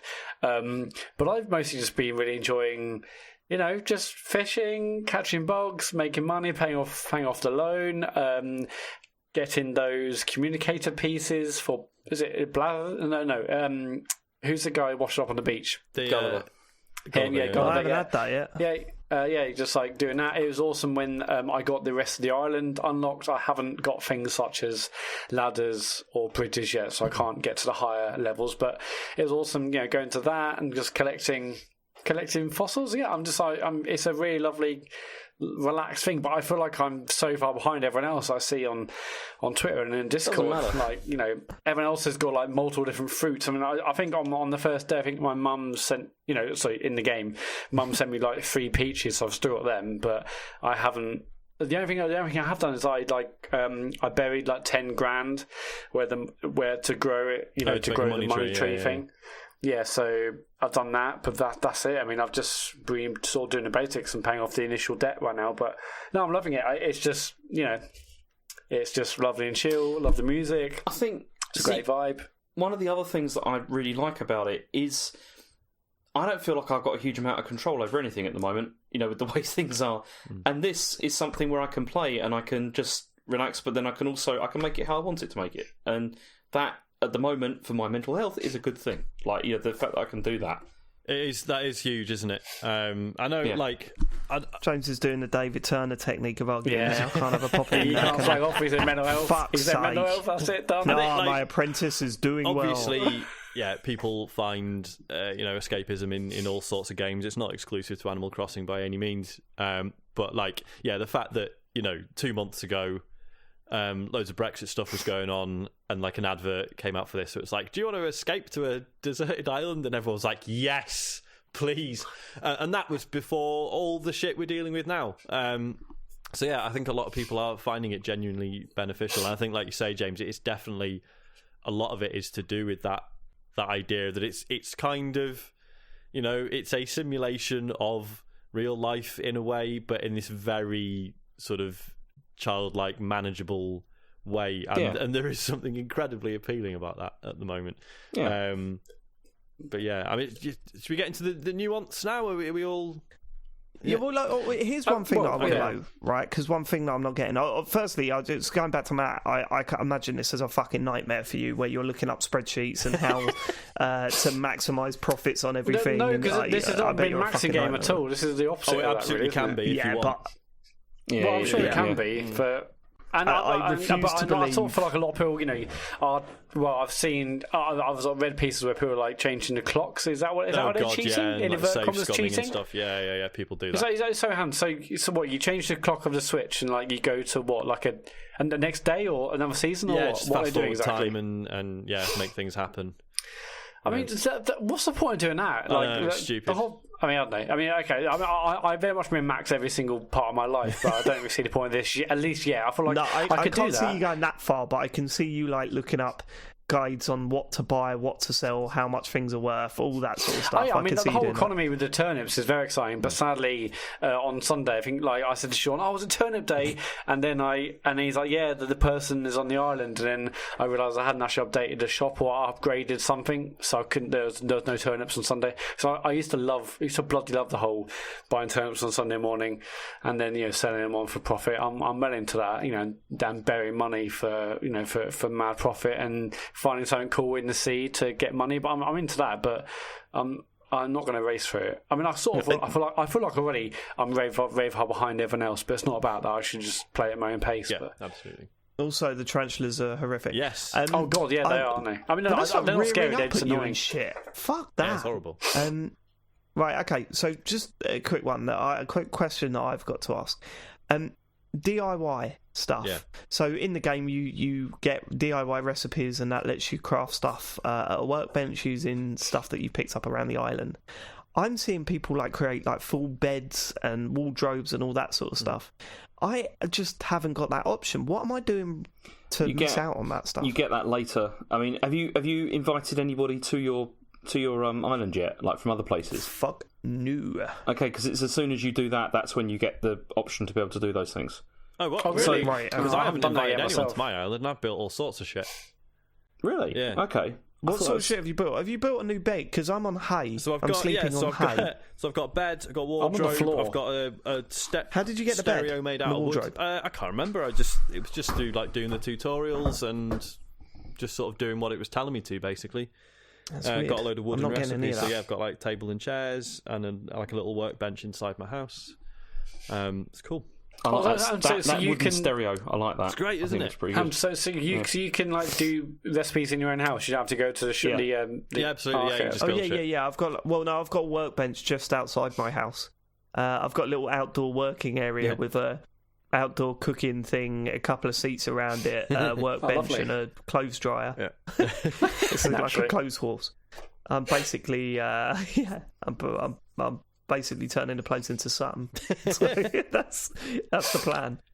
To go back to your previous point, James, about the whole you don't play other games because they feel more intense. I feel like that's the only thing that I'm sort of missing from this. I'm absolutely loving this game, and I haven't really wanted to stop playing it, but life and work stuff's got busy. But the one thing I feel like is a bit, it feels very sort of surface level. It's just the relationships with the other sort of people on the island. Like I want them when they see me to say, "Oh, how's this?" or "What this?" But it really is just a line of pithy dialogue, and then you say, "I want to talk," and they're like, "Whoa, have you seen?" I know I'm going to keep going back to it, but Stardew Valley, the relationships there feel so deep. You really do get to know these people. Mm-hmm. They come over to your house, you come over to theirs. Their likes, their dislikes, their history, and even other things like my time at Portia, but it's not quite as well done in that. But that's what I loved in Stardew, as well as all the other mechanics within that game. And this, I think the writing is great, and it's of a type, and it's lovely to read, and it fills you, with warmth and stuff. I like that. Yeah, but there's no variety in that dialogue. There's no variety, saying, right? And I just don't get. There's no. Maybe I shouldn't expect it, but there's no emotional connection with any of the people and or stuff they're saying. It's just, I say, do you want to talk? They have a line, I do a reply, that's it. It's like, you almost don't need to even bother, which is sad, really. The difference is that that's something that can build over like months in this rather than like a couple of interactions or whatever. And but I totally understand, if you've come from something like Stardew where people have sort of very obviously quite fleshed out characters quite early on, whereas with this it's like it might be like 6 months in and you'll just realise one of your villagers is your best mate. They do have different personalities, I believe. They do. Cherry does not like me. I have there's times neither where does Tim, Steve, Sarah, Peter. Yeah, you're talking to me again. Okay, you seem to like talking to me. Okay, and I just feel awful. I don't need this. Getting judged by a fucking dog. But yeah, I know exactly what you mean because I'm the same at the moment. They all feel quite interchangeable. All I know is that all the people I know who put a lot of time into the previous games still have their favourites from the previous games and people that they like. So that is something that you develop over time, I think. But it does take a significant amount of time before that starts to happen, really, because it's like chatting with them, sending them stuff, and then they do start to come out with more things. It's and it really depends on who you've got on your island as well, and which what sort of personalities they've got as to whether they're interesting to interact with or not. But then also, when do people start joining the island? Because no one's joined mine yet, apart from the initial two. It's a whole process, isn't it? Yeah, okay. Yeah, because you need to fly to another island, and then there's usually an animal on there, and then you can go and talk to them, and then invite them to go and come to yours. Oh, so nothing's going to happen until I bought one of those Nook tickets. Is that what's? You get one for free. Yeah. Okay, but then cool. Once but nothing's going to happen until I do that. Once someone decides they want to join your island, you then have to plot where their house is going to go, and then they'll want certain items in it. So you then have to build some stuff and sort of kit it out, which I actually thought was quite nice. I really like that. I think they did that also because then it gives you a load of designs and things as well that you can use later. Yeah. And sort of teaches you this is kind of what you need really, for each house design. And again, it's that nice feeling of you're the one putting the infrastructure together. I said this about my time at Portia. There was already a town there, but when you start putting in buses and bridges and stuff, and you're I feel like I'm changing stuff here, and I'm actually helping. I'm really making a fundamental difference. And like same with this, because literally all you start with is like the little, the sort of the centre, which is just Tom Nook's little tent and a bonfire, and a notice board, and everything else you put in. Like the previous Animal Crossing games, people would join your village, town, whatever, but I think they'd just appear randomly, wouldn't they, James? Like they would just plop the house wherever they wanted. Yeah. Whereas this, it's like no, you put the house in, and then you build some of the stuff that's going to go in it. And yeah, it's more busy work, but it feels nice. I like it. Because also it's going to, I'm certain that like a year from now, like my island and everything is going to look radically different to how it does now. Yeah, like you can move buildings around eventually, can't you? Yeah. And we've already seen in the Nintendo Direct that there's like you can start messing around with terraforming as well. Terraforming and stuff. Yeah. Terraforming, what's that? Just like changing environment. Yeah, so you can start like moving like rivers around and digging, sort of affecting like the elevation of the land in different places and stuff like that. So you can basically really mess with the layout of it. The layout stuff's really interesting because previous Animal Crossing games, there was rivers everywhere and stuff, and over time you would put bridges in which made other areas easier to get to, whereas this is very much like every map it generates is like the bit with the the village centre or whatever is like cut off from 2/3 of the island, isn't it, to begin with, and you have a day or two where you can't actually access a lot of it, which is interesting. That what was funny about that is that initial area felt quite big, like felt reasonably big, and then when I started to explore the rest of the place, you're like, this is massive, like compared with like other ones. And it's interesting because I'm not actually sure if it is any bigger than like previous Animal Crossing games, but it just feels it. Yeah, it's like there's that real distinction between like, so I've pretty much still got all my buildings in that initial space. And everything outside of that is like the fucking wilderness still. It's like where all the wild flowers are and the weeds, and there's like loads of like spruce trees and stuff. And it's interesting having that sort of division between the two. Can you build stuff over there? Yeah. As far as I'm aware, yeah. So technically you can get stuck over there, can't you?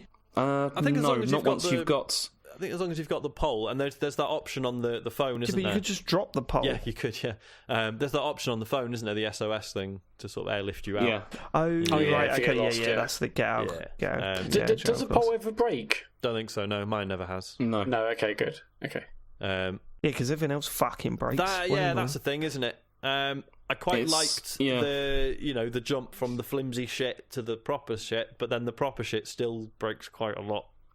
Especially the axe. Yeah. The axe is just like, you don't get a lot out of that. Yeah. And then it's I'm presumably there's going to be like another level up, isn't there, from this? I would hope so. Yeah. And it's not like, oh yeah, not the gold ones, isn't that how it normally works? Or yeah, is you used to be able to get gold? a golden axe, couldn't you? And then that was invincible. I can't remember if they do break, but I think I've got pretty good or good. I can't remember what I've got at the moment. Yeah, you'll have just the. I wish you could chop down your other people on the island. That'd be great. What, the people or the houses? The people. Yeah. You go up to them with an axe, chop their head off, dig up a little hole, push them in, pay it over, and then the other villagers are like, "Have you seen Cherry recently?" No, she moved out. Yeah. She moved out. she went fishing and never came back. Left all the stuff if you want to go pick something up. No, it's gone. It's all gone. It's all gone now. Your house looks very much like Cherry's. Yep. The Nook Miles stuff is really interesting. Like James was saying, I was when it first showed me it, I was quite worried because it was like, fuck, this feels like a free to play mobile game, right? Where it's like, do daily challenges and get points that you can then purchase some stuff with, but it's informed by that, that sort of mobile free to play model. But I feel like the cynicism has been taken out of it. It doesn't feel like it's there to, get you hooked. Like, yeah, there's rewards for, checking in every day or whatever. It's totally there to get you hooked, man. Like, it is totally that. I mean, to the point where it's got, when you go onto the machine or whatever, it gives you a daily bonus that increases every time that you log in. It's totally there for that. It's I don't know, man, because they're not getting any more real world cash out of you. And to me, that makes a huge difference. It's there to hook you into the game, but it's not there. Yeah, it's not there to part you with from cash. No, it's not there to part you from the cash, but it's a known trigger mechanic to get people to find themselves addicted to the game, and it's being used here. There's no getting around that. No, I understand it. Yeah, it's the same mechanism at play essentially, but it feels like James was saying, it gives it just a bit of structure if you need it as well. Like, sometimes with Animal Crossing, previous games, you would load it up and be like, right, what shall I do? I don't actually know. Maybe I'll play something else actually. Whereas with this, it's like, well, what are the challenges at the moment? And you can basically ignore it if you really know what you want to do and you're quite sort of self-directed. You can basically just crack on, and you'll find that you're accidentally earning Nook miles anyway, and you're accidentally doing the objectives because it's all pretty much stuff that you would do naturally anyway. But it's a bit of a prompt if you've loaded it up and you are just a bit like, well, what shall I do today? And it's like, all right, I'll get a load of points if I catch 5 bugs. All right, fine, I'll do that, or whatever. I don't think it's really useful, and it doesn't. I've had sessions where I've completely ignored it, and others where I've actively chased that stuff. I've got more Nook miles than I know what to do with at this point. I don't know if anyone... Are you the same, James? Or yeah, I've got quite a lot. Though, you see, one of the other things that... the ATM, like where you can get all the stuff out of. Yeah. I mean, every day there's a lot of stuff in there that you can get, either through Nook miles or through, playing bells as well. Stuff, yeah. What do you say, Dave? It's the same stuff, isn't it? Apart from the stuff that you pay bells with. It has been for me. After you've unlocked a couple, after you've unlocked a few more things, it starts to change every day. There's new stuff. Right. Okay. Yeah. It needs to do that quickly then, because at the moment I'm getting a little bit tired going to that place and going. Well, I thought you said you liked it like taking ages. That was one of the draws. Was like that. No, that was you. You said that. You're having a go at me for this. I mean, that was the main thing. That's what you've been banging on about there. Look, right. I think the Nook miles are great. I mean, I don't think you could give it a pass for tapping into known addiction triggers, but I do think it is great. I've certainly found myself having a purpose with this game that I completely didn't have with New Leaf. Yeah. So I think for me it is a bonus. I have been enjoying that. I mean, overall, as I say, that I have been enjoying it very much, but that's mainly been through experiencing it with Harry. That's the appeal for me. That's what I've been getting into. It's more a vessel to see what he's been up to. Yeah. Rather than, because there is this weird impulse from parents, and I'm totally awful with it. I'm awful with it when I'm not with Harry, and then I see him again. I want to know every conversation he's had. I want to know everything he's done, everything he's looked at, everything he's been excited about, everything that's upset him. I want to know everything, and I'm a nightmare because, he goes to school and the first thing I say is, "Oh, how many points did you get today?" Because they have a point system for good behaviour. I'm like, "Oh, right," and what did you do at lunch? What did you eat? And he slowly just started going, "Oh, I don't remember," because he knows that completely shuts me down. Yeah. But it's so frustrating. But this gives the option of just seeing what he's been doing while I've been away. It's weird thinking that he's playing this game while I'm not at home, and then coming home and checking it and going, "Fuck, you've done all this stuff. How cool is that?" So yeah, I've been enjoying it on that level. Yeah, and and I've said previous weeks, that was the concept behind the game initially, was the dev never seeing his kids. And he wanted to create something that was a bit of a little shared space between them. Yeah. So it makes sense. Yeah. So I mean, as I said, he's 6, so he didn't really know that actually this is quite a serious subject. But coming home from work one day, putting Harry to bed, then loading up the console and seeing on the bulletin board, "Hey Daddy, have you got the coronavirus?" from Harry, was pretty funny. Yeah. I'm not going to lie. It's obviously a horrendous thing. I'm not making light of anything, but that made me laugh. Yep. But yeah, so what I'm interested in, look, this is not a game that I would rate that highly. I have been enjoying my time with it, as I say, living through Harry. But you're the fan, James, right? If you were to review this and give it a number, what are you looking at? At the moment, I'd give it a 9, probably. I mean, wow, that's really high. But here's the thing. Here's the thing, right? Here's the thing. Here's the question, right? At the moment, you give it a 9. But this, like, I don't understand. I kind of get reviews because they've had weeks on it, but for us, we don't know what this game is yet.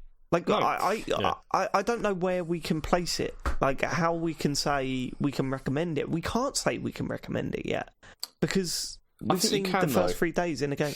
No, I think you can because, I mean, considering that I've played a lot of these games like over the years, and I know where this is going roughly, but then also this is basically fulfilled everything that I was hoping it was going to be. And how do you know that though? What do you mean? How do you know that this is fulfilling everything that you hoped it could be? Because I hoped. No, Dave, listen. I hoped it was going to be something that I could switch on and I could just like relax to and do that, and that's exactly what it's achieved for me. Yeah, in 4 days. But how do you know it's got the legs that the other games have had?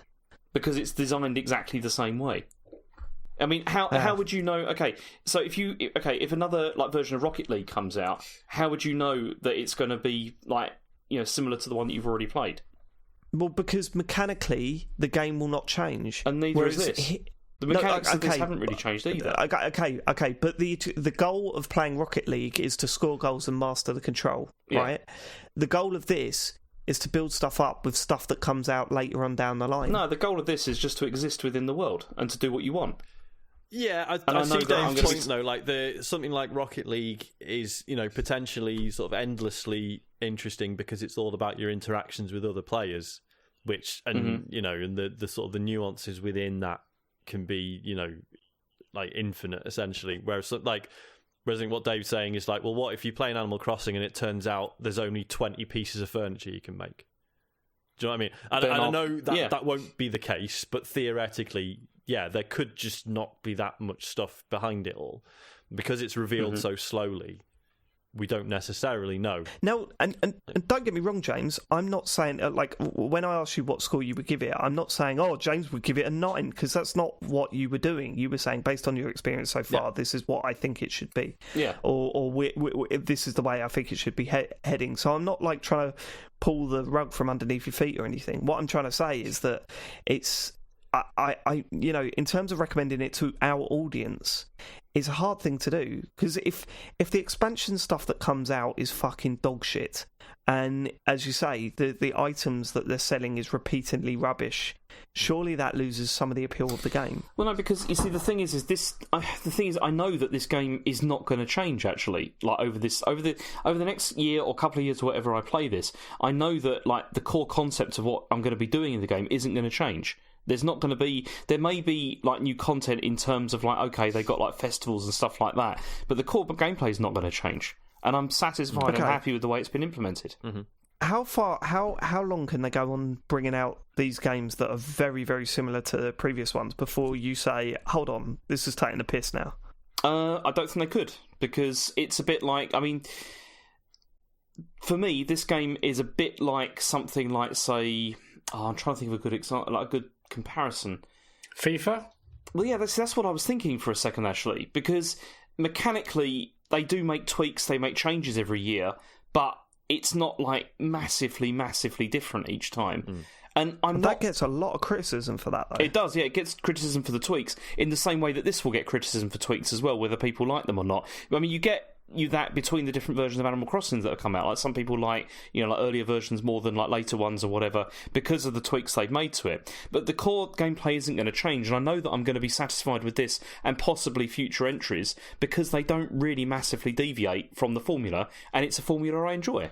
I do think that is quite a poor comparison, and the reason why I say that is that obviously the visual upgrade in this game compared to previous ones is so much bigger, and also they're not coming out every year. So I you know, I can see why that would be looked at as a comparison, but I can't really compare. Like, because if I know that's what I'm saying. That's FIFA is not a good comparison because I'm trying to think of another game that is like this, and I can't really think of one. I don't think Rocket League would be either, because if they just brought out a new game that felt exactly like the last game, you'd be going, why the fuck am I not just playing Rocket League? Why am I playing Rocket League 2? Like, but the difference with this is that one of these comes out once a generation. Like, they're not releasing these like yearly, are they? It's just, you know, one comes out each time. So I think, you know, if you're listening to all this... Sorry, Sean, go on. I was just going to say, I remember reading a review of the most recent Pinback album, and I remember it opened with the paragraph basically saying, like, "Oh, good, it's another Pinback album," is a sentence that you can say with as much or as little sarcasm as you want, because there's such a... It was like, if you like Pinback, this is exactly, like, you know what you're getting, and it's another one of those, brilliant, and if you don't, it's tedious and boring. And it's sort of, that kind of reminds me of what we're trying to say about Animal Crossing, is that if you know you like it, you've got another one of those. Well done. Yeah. That will last for quite a long time. Yeah. You know, it's like, and you know going into this what you're going to get. It's, I mean, and that's why stuff like Pocket Camp was like so disappointing, because it deviated from the formula and it became all about timers and stuff like that. Yeah. I mean, I think that you've hit the nail on the head there. I think if you have never played an Animal Crossing game before and you're thinking this might be a good time to try it, then try it, but know that there's every possibility that you think it is completely pointless and a waste of time, and you're actually not doing anything in the fucking game. But if you have played it before and you love it, then you know what you're getting. Yeah, and I think there's a place for that. I'm not against that. Like I'm not sitting here going, no, they have to change it, because they don't. Right? The fans are happy, and I think personally the tweaks they've made are quite good, especially over New Leaf, which I enjoyed for a short amount of time and then just like fell off of like completely, because I think the other major thing that it did that I really like is the fact that I'm not going to a specific place to go bug catching. I'm not going to a specific place to go fishing. Like, it feels like it's all in one place, and that I'm actually finding bugs and fish organically. Like, there's not a special place that I'm going every time. I think that makes a big difference. It's one of those. It's kind of like, you may not get this game. If you've not played one before, you may not get this game, and that's okay. So get it on physical. If you like Animal Crossing games, you might like this Animal Crossing game. It's basically it. Yeah. So that's pretty much that talk through, isn't it? One last thing. Anything else to say? So who's unlocked the museum so far? Tomorrow. Mate. I think mine were unlocked when I opened it today. Fuck, it's so good. It's massive, isn't it, as well? It's stunning. It's like... It's not often where you load up, or you see a location in a game and you think like, oh, they got like an actual architect to it. I mean, Dave, you'll probably shit on this next week, but it's just the design of it is absolutely fascinating. It's like the coolest fucking museum you could ever hope to actually visit. You'll either know what I mean when you see it, or you'll wonder what the hell I'm talking about. But see, and the other I'm just going to say this, because this is the other thing that I get a thrill out of with these games, is just like the level of attention to detail there is to a lot of stuff. Yeah. It's, just like, items, that are crafted and stuff like that, or even like just going into the shop and like looking at like the shelves and everything, and like just how much work has clearly gone into creating this. I wish they were more clear with what stuff was interactive and what isn't, though. Yeah. Like, there are times where I'm kind of like, oh, that'd be really cool because it could do this. And then you go to it and you just can't. You press A next to it and it does nothing. Yeah, it's little things like in Tom Nook's tent. There's that little golf set. Yeah, and you're like, oh, cool. Can I? Oh no, it didn't do anything. yeah, that's it. No, can't do anything. With that or like in Blather's tent, I thought I could play with stuff, but no. but it's stuff you create as well, because there's stuff like, I'm trying to think of a good example. Maybe the Clacker set. I can't remember if you could do anything with that, but that's one that comes to mind where I was like, oh, cool, maybe I could push it around. Like that scooter, right, that I bought Harry. Can you actually do anything with it, or just sit there? No, surely not. No. Like, wouldn't that be wicked to just get on the scooter and like ride about on it?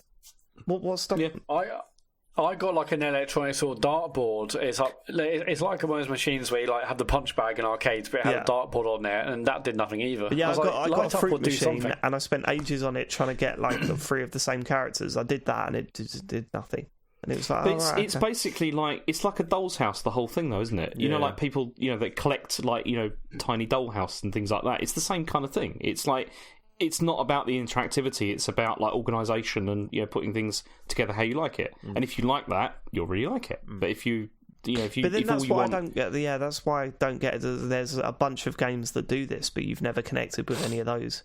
Mm-hmm. I maybe just haven't got into them, but yeah, okay, that's Animal Crossing. Sorry, I know there's a lot of people that absolutely despise the game and despise the talk all around it, but it doesn't mean we're going to stop talking about it. I'm not going to talk about this on a weekly basis, don't worry. Because obviously it would be very boring for people. Like it's going to have a long tail on it, but yeah, try not to bang on about it every single we're trying to keep it this week, but if anything major happens to it, we will definitely be talking about it. That's not going away. I mean, it is. I mean, I played it on the DS and I played it on the GameCube, but my memory is shit. So is it like an end game?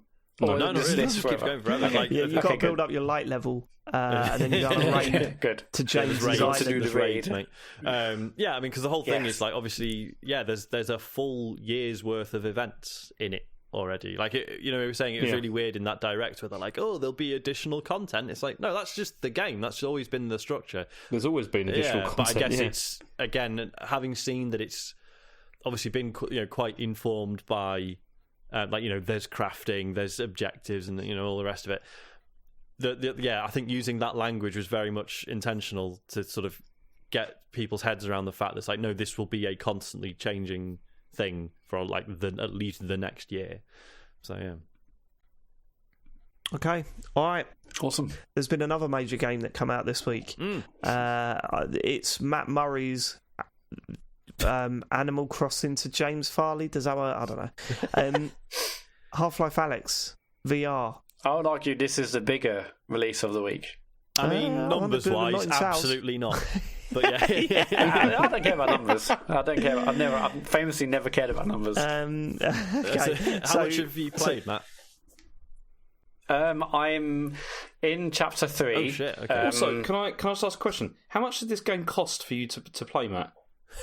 £44. I don't know. Like, I mean, in terms of equipment and all that. Well, kind let's of thing. not get into that, James. Because it's uncomfortable, exactly. Isn't it? But the thing, I mean, you paid way more for Animal Crossing. Yeah. Barely a game. Okay, go on. Let's go. I mean, yeah, Matt, you lead on this because I streamed like 50 minutes of it and then my PC had a meltdown. So yeah, you go ahead. What was it? The PC or was it the game? I think it was the PC because the graphics card just shut down. Like the PC was still on. Just there was no signal from the graphics card. So I think I'll probably just turn the graphics settings down a little bit next time. I think it'll be fine. So Half-Life Alyx came out. Like a new Half-Life game came out. I almost can't believe I'm saying those words, but it's here. It's the VR Half-Life. This I think is set 5 years before the events of Half-Life 2, so it is a prequel. And you play Alyx Vance, and you're sort of against the Combine, and trying to find a dad and stuff. And that's basically it story-wise, as I'm aware so far. I don't know where the story's going to go. But I've obviously been no surprise to say I'm amazingly impressed by it. So I'm in chapter 3. I don't know how many chapters there are. Although I've heard a lot of people say that actually the game is probably like between 12 and 15 hours long. I think I'm going to be spending way, way longer than that because I feel like I'm going through this very, very slowly. Mostly like to get my head around the controls and this and the other. But I've also done a lot of the game just walking around looking at things. This game looks absolutely stunning in VR, so I'm playing on Quest, attached to my PC. Like the Quest now, in the last couple of firmware updates, now allows you to basically turn it into an Oculus Rift if you get a decent USB-C cable. So that's what I'm doing. It looks fantastic on mine. I've been playing on medium/high settings, and I've chopped and changed. I don't see a massive amount of difference, but even on low settings, it still looks good. But I imagine this game looks absolutely unbelievable on an index, and also I think the controllers are way better on index. But on Quest and my PC, it looks fantastic. I mean, Half-Life has always done so incredibly well with the environmental storytelling. Pretty much every scene, every place you go to, like I feel like tells a story, and there's a history there, and everything you see, it feels like nothing is put there just for a laugh. All of it seems to link in with the story and pushing the story give forward. Give us an example. What have you seen in this game that has given you that feeling that it's telling the story through the environment?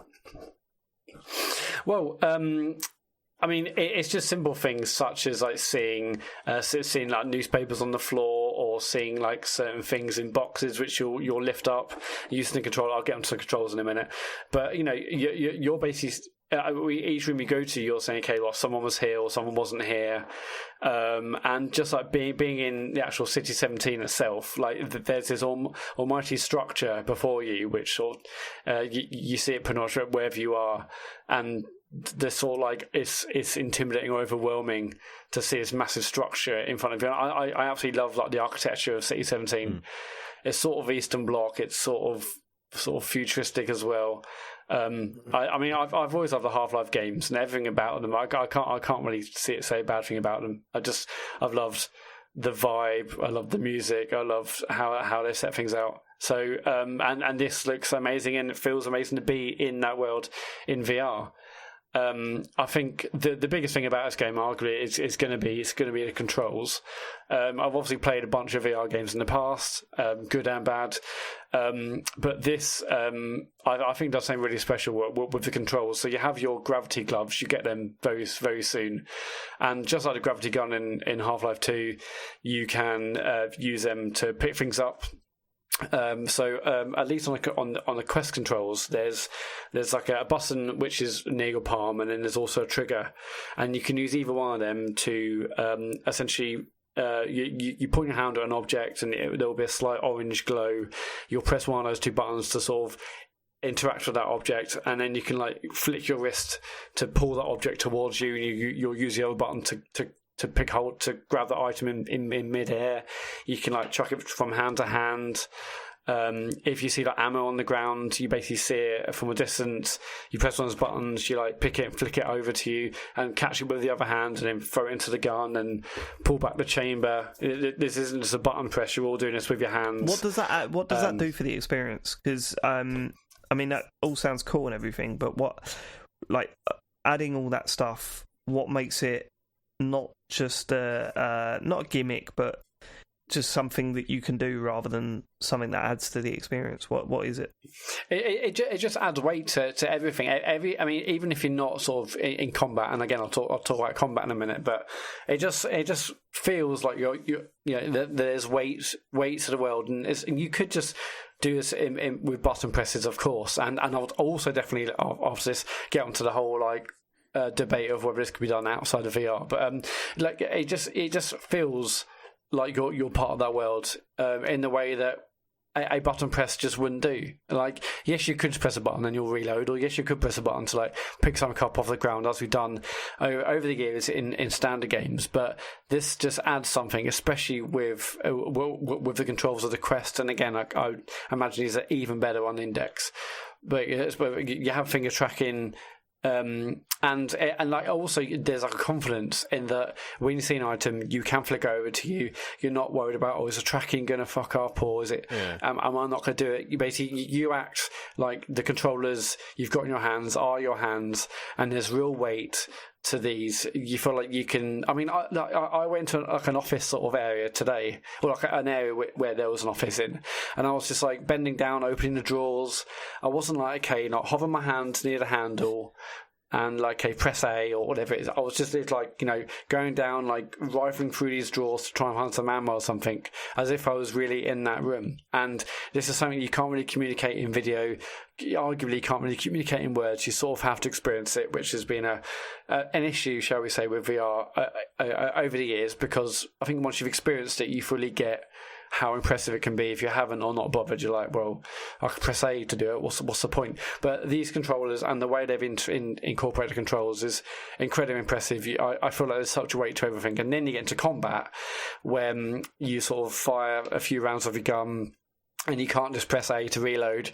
You've got to press a button on the controller to drop the empty mag. You put your hand over your shoulder. You pick up and if you just put your hand over your shoulder and press the trigger or another button, you automatically grab a magazine. You put that to the bottom of the pistol. In this case, you put it at the bottom. You slam the bottom of the thing. You pull the chamber back. So it definitely adds to some like incredibly like tense moments in combat. Whereas a regular game, you'll press up on the D-pad or whatever, and you'll just unload a clip in someone and you'll press right again and you'll unload a pistol in someone. But it feels like combat scenarios feel like a little bit like puzzles. And I know they've done that to slow it down, because I feel like if you're playing like a standard FPS in VR with these sorts of controls, I think it would get too much too quickly. Typically, I guess up to chapter 3 I'm in, I've gone up to there's been a maximum of like 3 or 4 enemies at once, but they're all quite slow and meandering enemies. So you have got time, although there are much faster enemies, but generally you have time to deal with things. But I think that again the controls just really ratchet up the tension from them. Sounds like LA Noire, Matt. Shooting in that was very similar. It's the same level, yeah.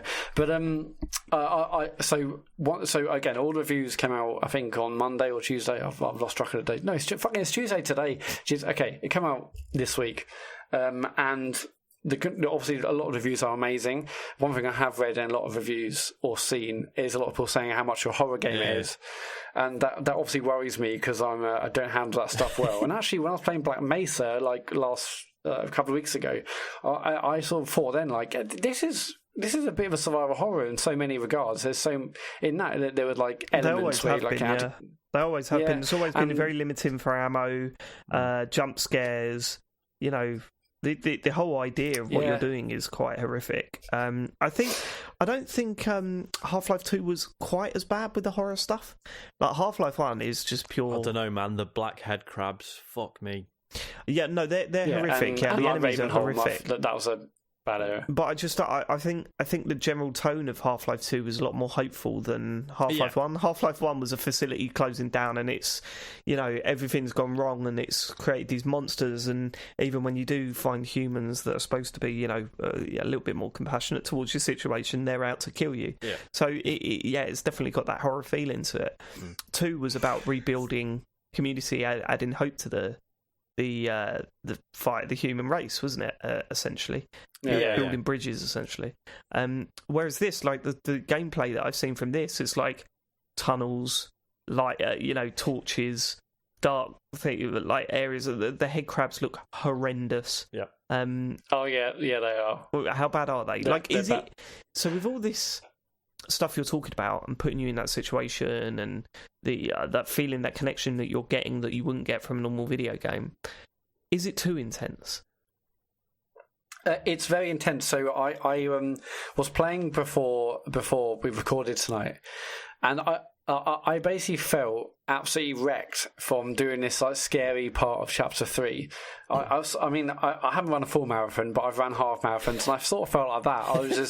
I was just I don't know, exhausted is the wrong word, but sort of drained. It was just so fucking intense. And so I hear chapters 3 and 4 are the more sort of traditional horror elements. And actually, I think Andy Kelly on Twitter said, like, it's up there with the scariest things they've ever done in a game, up there with like Alien Isolation. Like, I haven't played that game. God. But there's a bit in chapter 3 where it's like it's all like underground at that point, and it's all dark, and then you see a tunnel, and you also have another character that's talking to you the whole time, but I'll come to him in a minute. But he was saying, you can't go down there, you need a flashlight. And you go down this other like part of this tunnel, and you see his like body hanging like down in this like dark area with a flashlight attached to that body. And I'm like, when I drop down here, I know exactly what's going to happen. And I went down and I got a flashlight, and like it kicked off, and I was sweating.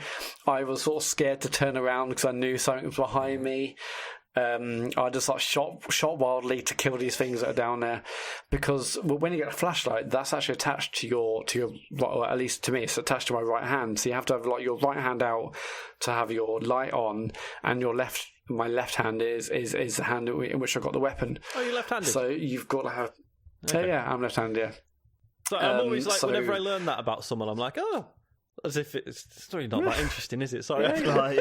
Harry's left-handed, really? left-footed. Oh, is he? And we put a ball in front of Charlie this week, and he kicked it with his right foot, and Harry burst into tears. No way. He said, "I don't want him to be right-footed, because then we've got two right-handed people, and like he feels like it's a real." He doesn't like it. He doesn't like the idea that he's different in that way, and it sucks, man. I hate seeing it. You get both the Turner boys on the wings, each wing. Brilliant. That's what I said. I said, yeah, but you could be in the same team now.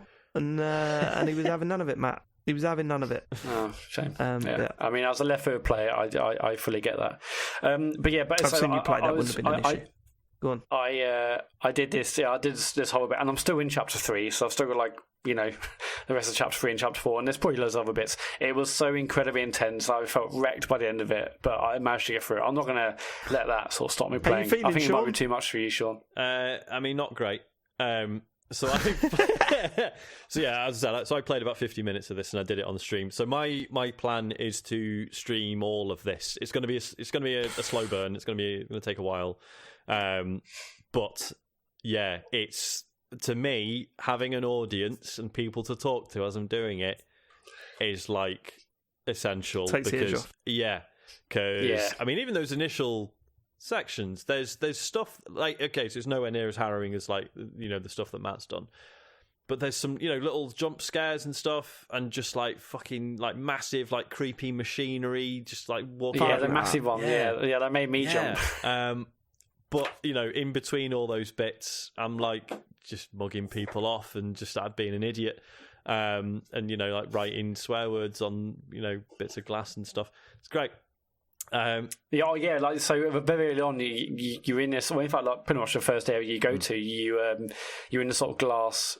You're in an area with big windows, and there are marker pens and marker erasers next to you. You're like, is this going to work? And you pick up a pen and you just write, and it's mad. Great. It's proper good fun. It's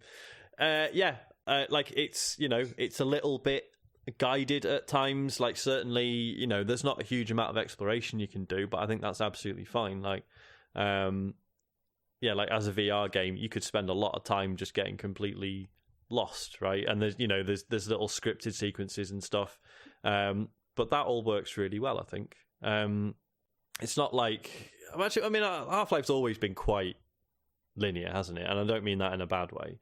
Yeah, it's never been an open world thing. And it's the world design is.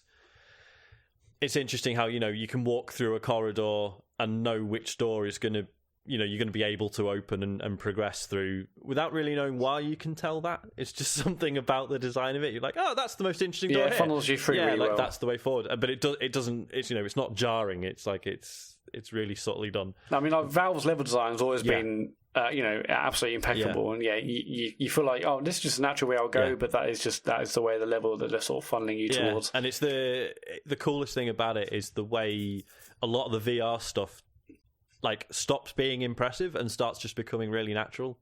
In that there's that bit, Matt, where there's a guy hanging out of a window and you shoot him and you have to pull him out of the way and then grab a box and move it around. Stuff like that. You stop looking at it as what is the solution to this puzzle, and more just right, what can I do here? What how do I get around this? And I'm going to move this guy out of the way and get over there. And it's less. It feels less you're engaging with the mechanics of a computer game and more just getting through a situation that you're in. It's really hard to describe, but it's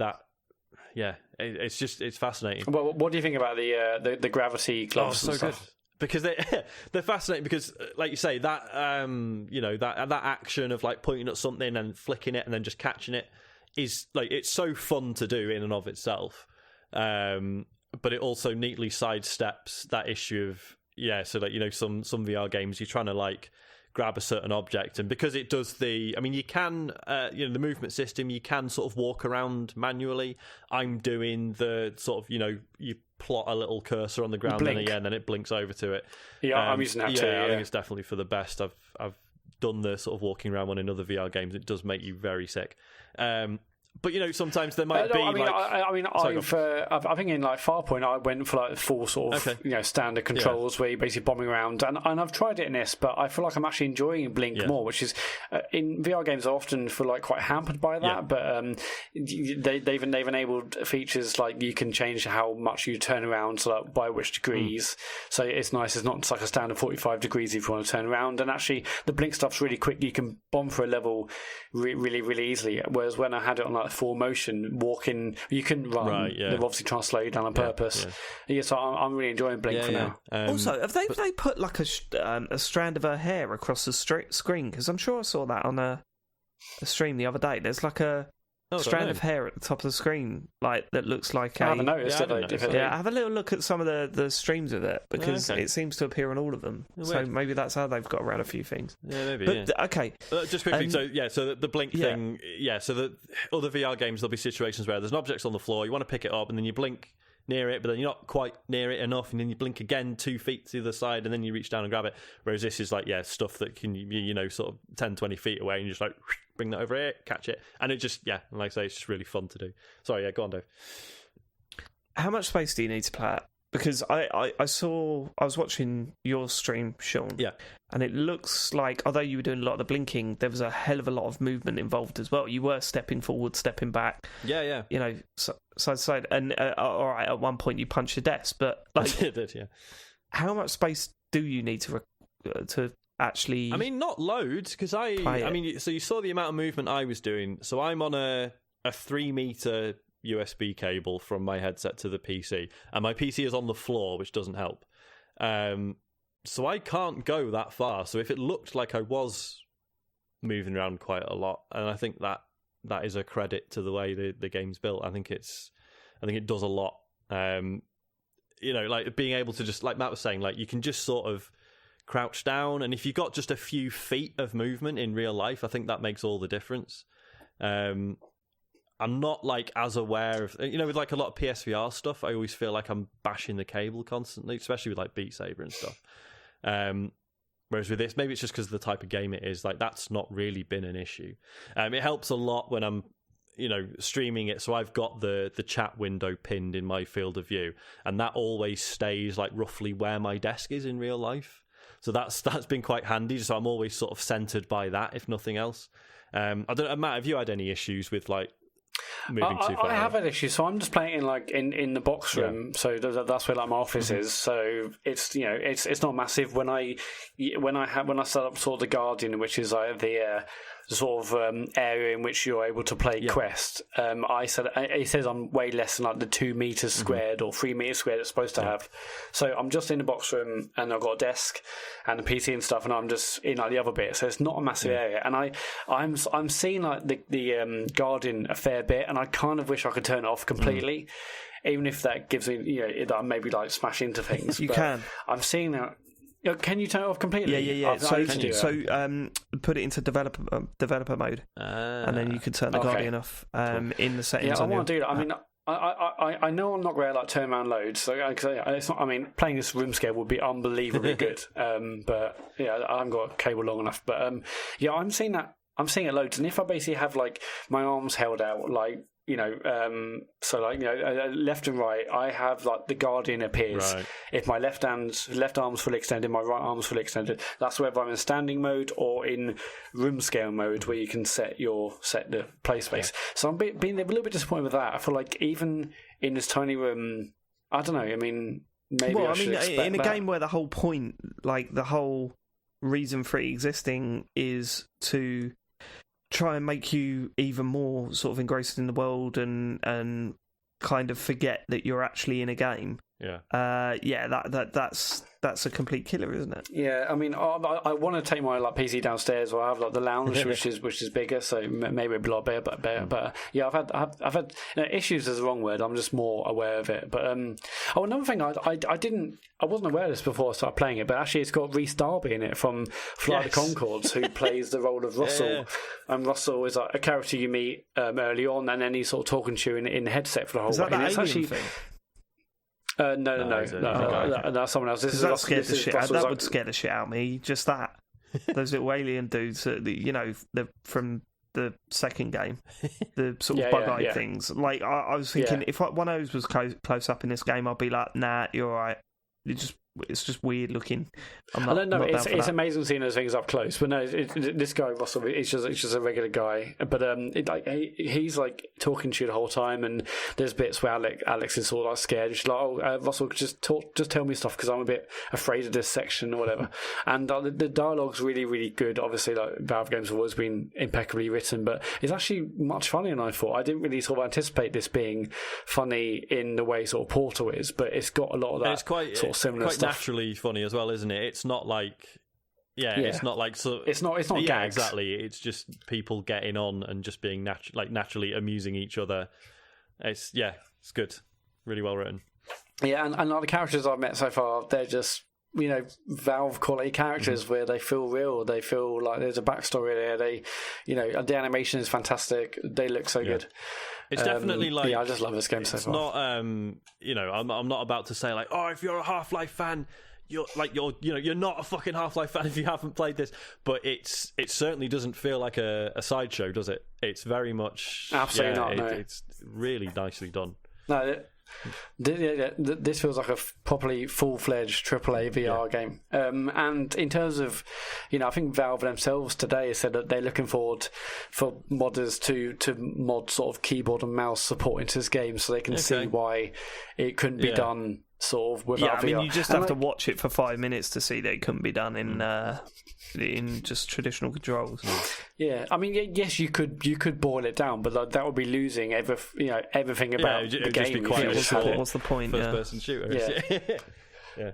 But no, I'm absolutely loving it so far. I've always loved like the Half-Life world, and to be in that in VR is something else. And I can't wait to see where the story goes. I've already seen a couple of amazing bits. I've heard lots of other people say that there are some stunning bits towards the end, and I can't wait to see where the story goes. I mean, it doesn't fuck about at the start either. Like you say, the fact that it opens up and you're looking straight at the Citadel, which, as you say, you've seen in throughout loads of Half-Life 2, like it's pretty much always visible.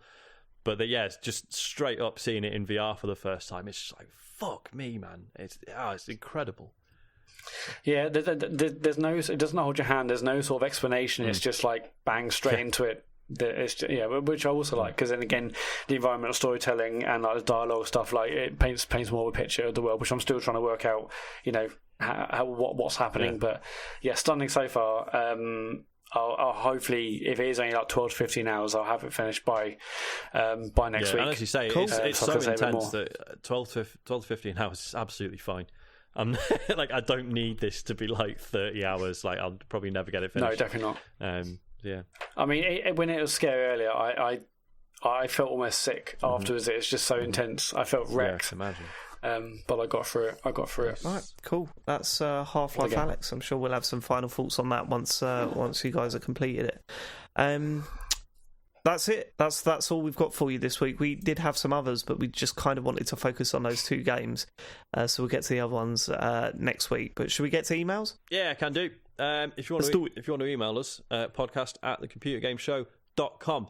The wonderfully named Simon Blood says, hello guys. That's pretty cool. What a name. This is going to start by giving you all a massive thank you for the extra content you've made available during this immensely worrying time. It really is a welcome distraction at the moment. It cheers me up no end.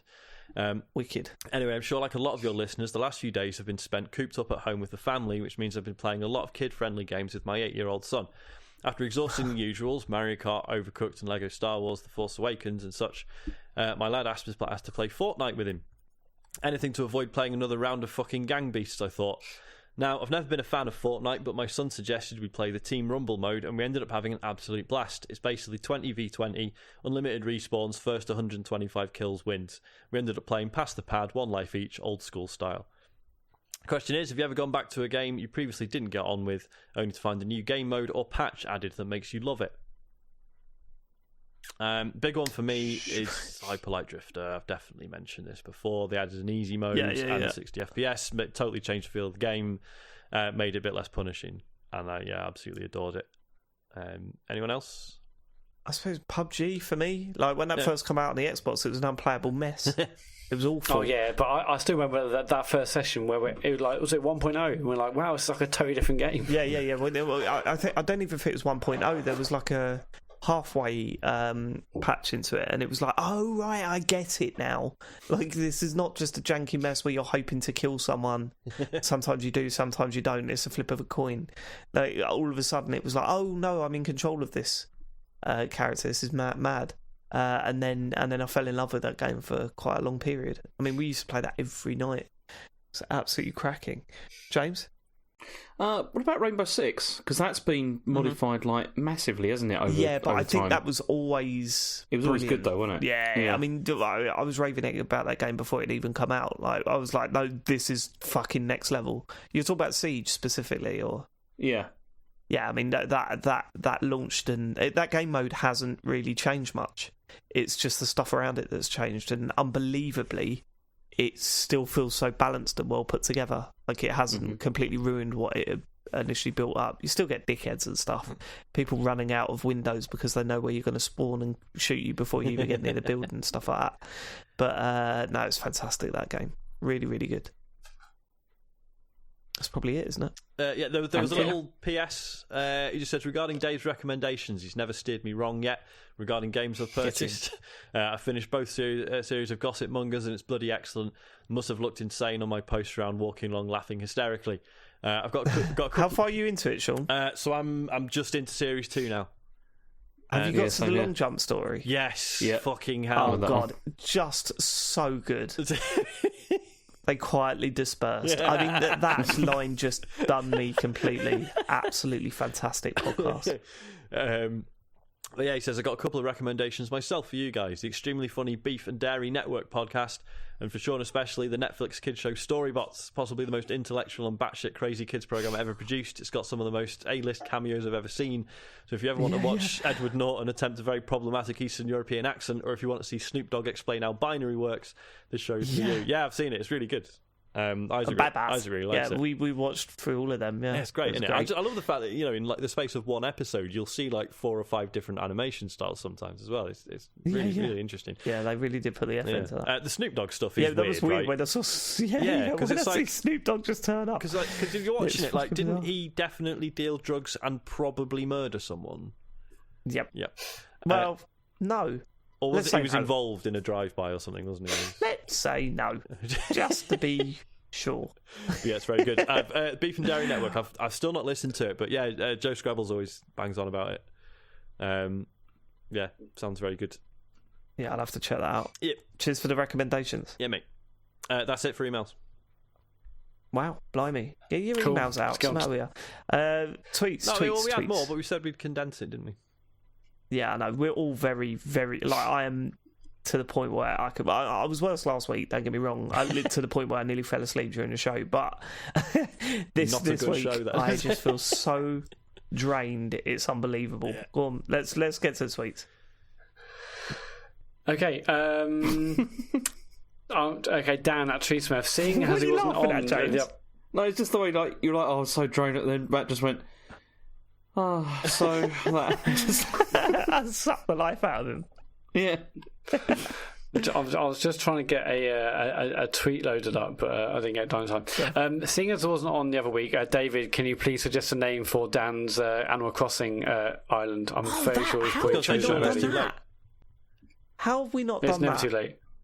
It's never too late. Because we kept having to like delay things. No, I mean, like, how in this episode have we not said what our islands are? Oh, yeah, we basically already covered that, didn't we? Well, not I don't know if we did, because James was really weird about telling us about his. Yeah, Redmire, right? So yours is Redmire. Yeah. Yours is Sean's is Penis Island or Penn Island or whatever it is. Ridiculous! Come on, because I was freaking out. Like I was at that screen thinking of a name for my island for ages. Couldn't think of one. I thought I wanted one that Harry would like. But I was thinking Star Wars characters, maybe not, I don't know. And then I thought, what sounds like what Millwall football player sounds like it might be a place? So it's like Wallace, no, can't call him Wallace. Hutchinson, no, not really. And then I remembered our goalkeeper, Bartov Bayakowski. of Bajkowski? That sounds like it could be an island. Yeah, we're going to Bajkowski. Like that's great. So that's what I've named ours as Bajkowski. And then when Harry woke up the next morning and saw it, he thought it was amazing. So it was the right decision. I'm happy with that. Yours, Matt? So Elodie named ours. It's Nickelbutt. It's Nickelbutt. Nickelbutt. Nice. Butt. She's obsessed with like poops and bums and but how sorts does of she know things. Nickelbutt? Like that's a pun on Nickelback, right? No, because she doesn't know who Nickelback are. So where's Nickelback come from? What a She life. just thought it just sounded funny. Yeah, but you must have been freaking out, like. Oh, you're going to name the island Elodie, and she went originally... Nickelback, and you're going no. It's because she's heard them in the car so much. They've always been played. Yeah, absolutely. Yeah. No, because originally she wanted to call it sort of like Nickel Bottoms, but that was too long, so we had to change it. There really isn't a lot of characters there, is there? Because I was thinking it's a bit tight, really. The Isle of Turner was one that I was thinking of, but yeah, you get to the Isle of no. Forget it. Yeah, so I'd say Bajkowski somehow fit in. But right, Nickelbutt. So, Nickelbutt. Nickelbutt. As in like a Nickelbutt. Nickelbutt. Yeah. Elodie has quite good to say. Has moved in, but she's already she only played once, and she doesn't really want to go back to it. But hopefully she does, because it's quite sad. Because her little tent has got like their little like post box that says there's letters in. I'm like, Elodie's letters, and you're bringing down the tone of the neighbourhood with your shit tent. Like, come on. Yeah.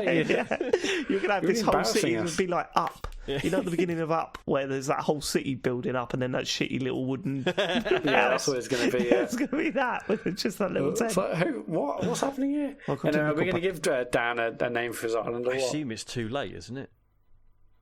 Okay, let's call it It's Too Late. No, hold on, this was my choice, wasn't it? Yeah, it's supposed to be Dave's contribution. Yeah, call it Fuck Island. There you go, call it that. Put that in your thing. Do that if it fits. Okay. Fuck Island if it fits. Or Penis Planet. Yeah. Penis Planet. Yeah. MD Quibus, what's the last book you really got into? The Holy Bible. I when was the last book I read? Do audiobooks count? No. No, they do not. Okay, that's me out. I read The Road. That was pretty good. Yeah, I like The Road. That's one of my all-time faves. That was years ago. That wasn't recent. That's one of my all-time favourites. The most recent ones I've read, Howard Stern Private Parts. I've read. That was a couple of years ago. And Danny Baker's autobiography, like his first one, was it Going to Sea in a Sieve? That's okay. It's a shame because it's his life up until he got famous, and it was kind of like, no, I want to know the famous bit. Like, I don't really care about your flat and that. Like, just let's get to the famous bit. But he has since released a book of just that stuff after that, and I've not read it. But no, yeah, that's those ones, I guess. Yeah, I used to love reading, and I'm just like shit at it, and now I don't even commute. But at least when I feel like he's illiterate. There's a lack of no. I haven't forgotten how to read. It's just like a lack of concentration. Also, I'm either like gaming or something else, and like if I want to read, I have to like go to bed at 10, and it's just I know what you mean. But at least I don't even commute anymore. But when I did, I used to at least like read a little bit on Kindle. And the last book I read, which I loved, was Annihilation, which I wanted to read because it's actually a trilogy of books. I wanted to read that before the Netflix film. And I absolutely loved that. I started reading the second one, but sort of stopped, or the commuting stopped. But yeah, I would love to properly get back into books, but it's just time in it, and there's million other things to see and do. And they haven't got any graphics. Yeah, no graphics. Speaking of, so I don't really read, but I do read graphic novels. No. Yeah, no. I'm trying to think it's been a while since I bought any. Tell us about your comics, Sean. I'll tell you what, The Arrival by Sean Tan is an absolutely incredible graphic novel that I read not that long ago. It's just absolutely surreal. The artwork in it is just it's fucking unbelievable. I can't imagine how long it took to do. There's no dialogue in it. It's all just gestures and facial expressions and stuff. And it's just fascinatingly done. And it's a book about immigration, but you don't realise that until later on. It's basically this guy arriving in this town and sort of trying to get by and like his struggle in doing that, but then meeting other people who've escaped terrible situations to be here and sort of finding comfort in that. And it's just so good. It's absolutely beautiful. Talking of graphic novels, right, I started to get into them. So I started with The Walking Dead, really got into that, thought that was fantastic. Then I got the Watchmen, is it? Watchmen? Yeah. Was it just Watchmen or whatever? Yeah. Read that, thought that was pretty damn good. Then what did I go? Where did I go from then? I read Preacher, and I thought, okay, all right, this isn't as good as the other two that I've read, and I know that graphic novel fans are furious at this opinion. Like people do really love Preacher, and there's a lot of good stuff about it, but there's also a lot of things that are quite embarrassing. Yeah. Well, even more so, everyone was going, "Oh, if you like Walking Dead, try Why the Last Man." And I read that, and I just there was too much I hated about that. Really? Do you know what I mean? So I loved, like, Why the Last Man is one of the first comics I really got into, but obviously that was a long time ago. May not have aged that well. No, there's some stuff in there where you're kind of like, this is just not offensive, but it's just like, this is so. You could have gone. Well, I think that's it. When I was reading it, I was going, you could have gone in so many better directions than this. Like, constantly, I was going, this could have been so much better than what is here. Yeah. But, you know, I'm not a graphic novel fan, so maybe I missed out some stuff. I don't know. I think with Why the Last Man, it was the first thing, because I'd started with, like, some manga stuff, which, and you know, sort of reading, like, superhero stuff. And then going from that stuff to Why the Last Man is like, it's how perfectly paced it is. Like, it just flows so well. Whereas when you're looking at superhero stuff, you'll have like Deadpool, like there'll be one panel where he's mid backflip and he's delivering like 2 fucking paragraphs of dialogue. And at the time, you don't question that. And then you read something like Why the Last Man, you're like, no, I can picture this as a series of moving images. And then you realise that a lot of, like, I mean, it's not just superhero stuff, but certainly, a lot of superhero stuff is just not particularly elegant on that front, I guess. Yeah. James? I read a book a week. He reads a book a day. He reads a book a day. No, I'm joking. That's okay. Office reference. I thought it was a day. I didn't know it was a week. A book a week, yeah. No, it's like it's Finchy, isn't it? It's like, Finchy, I read a book a week. Yeah. You know, Joe works with someone called Chris Finch, and I think it's the funniest thing ever. Just the bloody fact good rep. that, bloody good rep. Go on. Yeah, I mean, I read for my work like all the time, books mostly. So yeah, but none of them will be really particularly interesting, I don't think, to anybody that listens to us. I don't think. Give us the title of the last book that you read. All right, the last one I read was probably it says Maoism: A Global History, which was fascinating. No, I'm out. No, it was amazing. Seriously, I'm sure it is. Yeah. Okay. No. No sarcasm. I'm sure it is. I mean, I get nothing out of it, but I'm sure it was great for you. Because the whole book's about, like, not sound sarcastic here, but I'm not being sarcastic. It was good. It's a good volume because it's really just about the export of Maoist ideology to different countries across the world, but then also how that influenced, like, even things like counselling, like, across the world because of the ideas of Maoism and thought reform and everything. It's really, really interesting. Yeah, I was going to say that sort of thing. I was going to say. Go on, give us a title. Very much echoes my thoughts as well. Very much I like the whole idea about graphic novels. I'm always sort of on the precipice of wanting to get into them. I also have only read Walking Dead I got into that comic. I loved it. Graphic novel, and I read it and I just stopped reading it. But when we go to the library most weeks to pick up new books for Elodie, there's like a manga section. I'm like, I do kind of want to, I get these, but I pick them up and they're like overwhelming. And I'm sure there's loads of amazing ones out there. But so with graphic novels, so I much prefer. So yeah, obviously you've got these like huge, long-running series ones. But they just fucking refuse to end, like, most of the time. So for years I was reading Saga, that's by the guy who wrote Why the Last Man, and like it's a fascinating like sci-fi series, But it just won't fucking end. Or maybe it has by now. I don't know. It's been years since I've checked in it. But basically, I was following that for years, and I was just like, you keep almost coming to a satisfying conclusion and then being like, now this happens. Walking Dead was exactly like that. And it's like, because too many people are reading it, why would you stop, Was it issue 200 where a major character died in a really horrific way, and that's where I stopped, because I was just kind of like, you've only just killed that person because it's issue 200, and there was no reason why that one died. To the point where it was almost a middle finger to the reader. Really? And I just thought, okay, well, you crack on. but there's tons of just like novels, like actually just like self-contained short stories or very sort of confined series.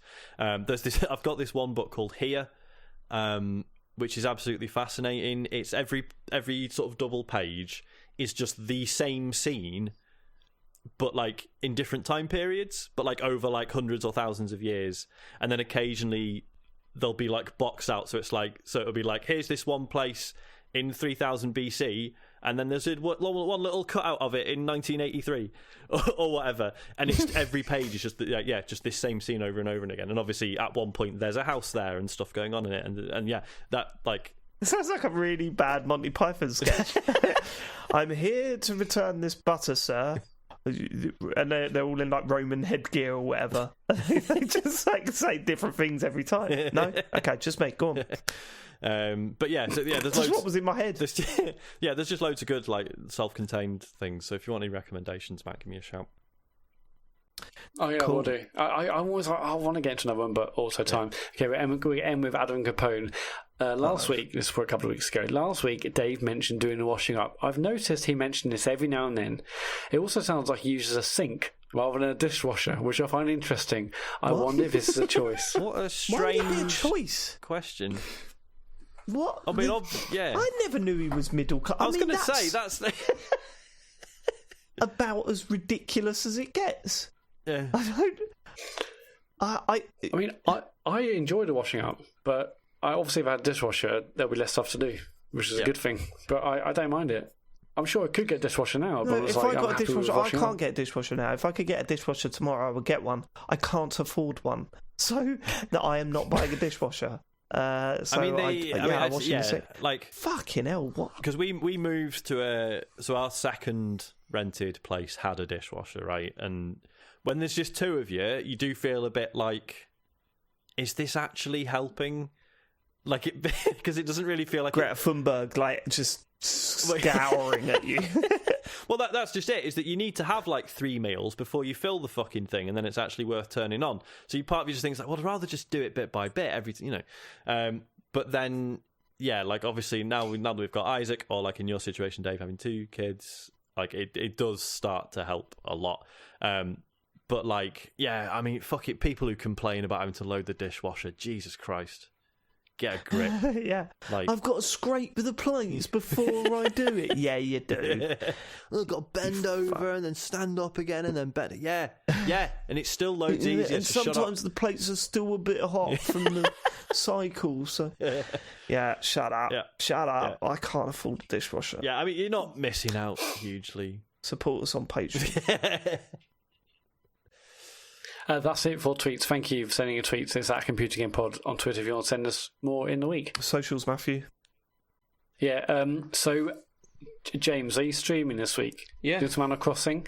Yeah. The plan is Tuesday to Thursday. Obviously, we're recording this on Tuesday, but the idea is generally Tuesdays to Thursdays. James will be streaming Animal Crossing for about half an hour each night from 9 o'clock. This Friday, James will also be streaming.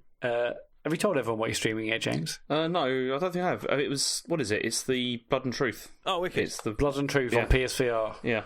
I'm going to start it from the beginning again, because, it's quite can follow the story. Yeah, apparently that game is excellent. So that's hopefully Friday night from 9, and I'm carrying on doing Super Metroid Sunday nights from 8:30. That's it. We're on Patreon, patreon.com/TCGS. And we've got a website. It's thecomputergameshow.com.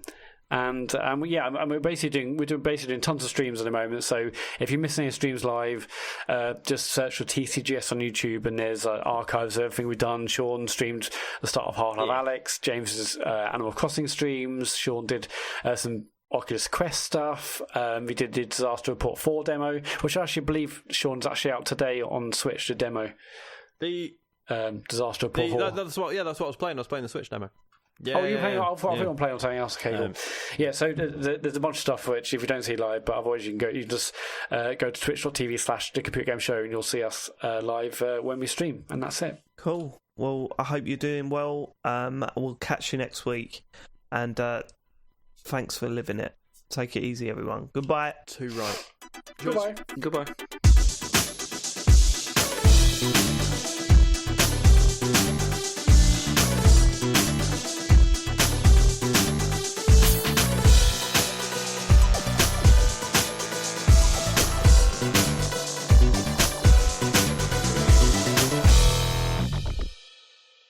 Nerd.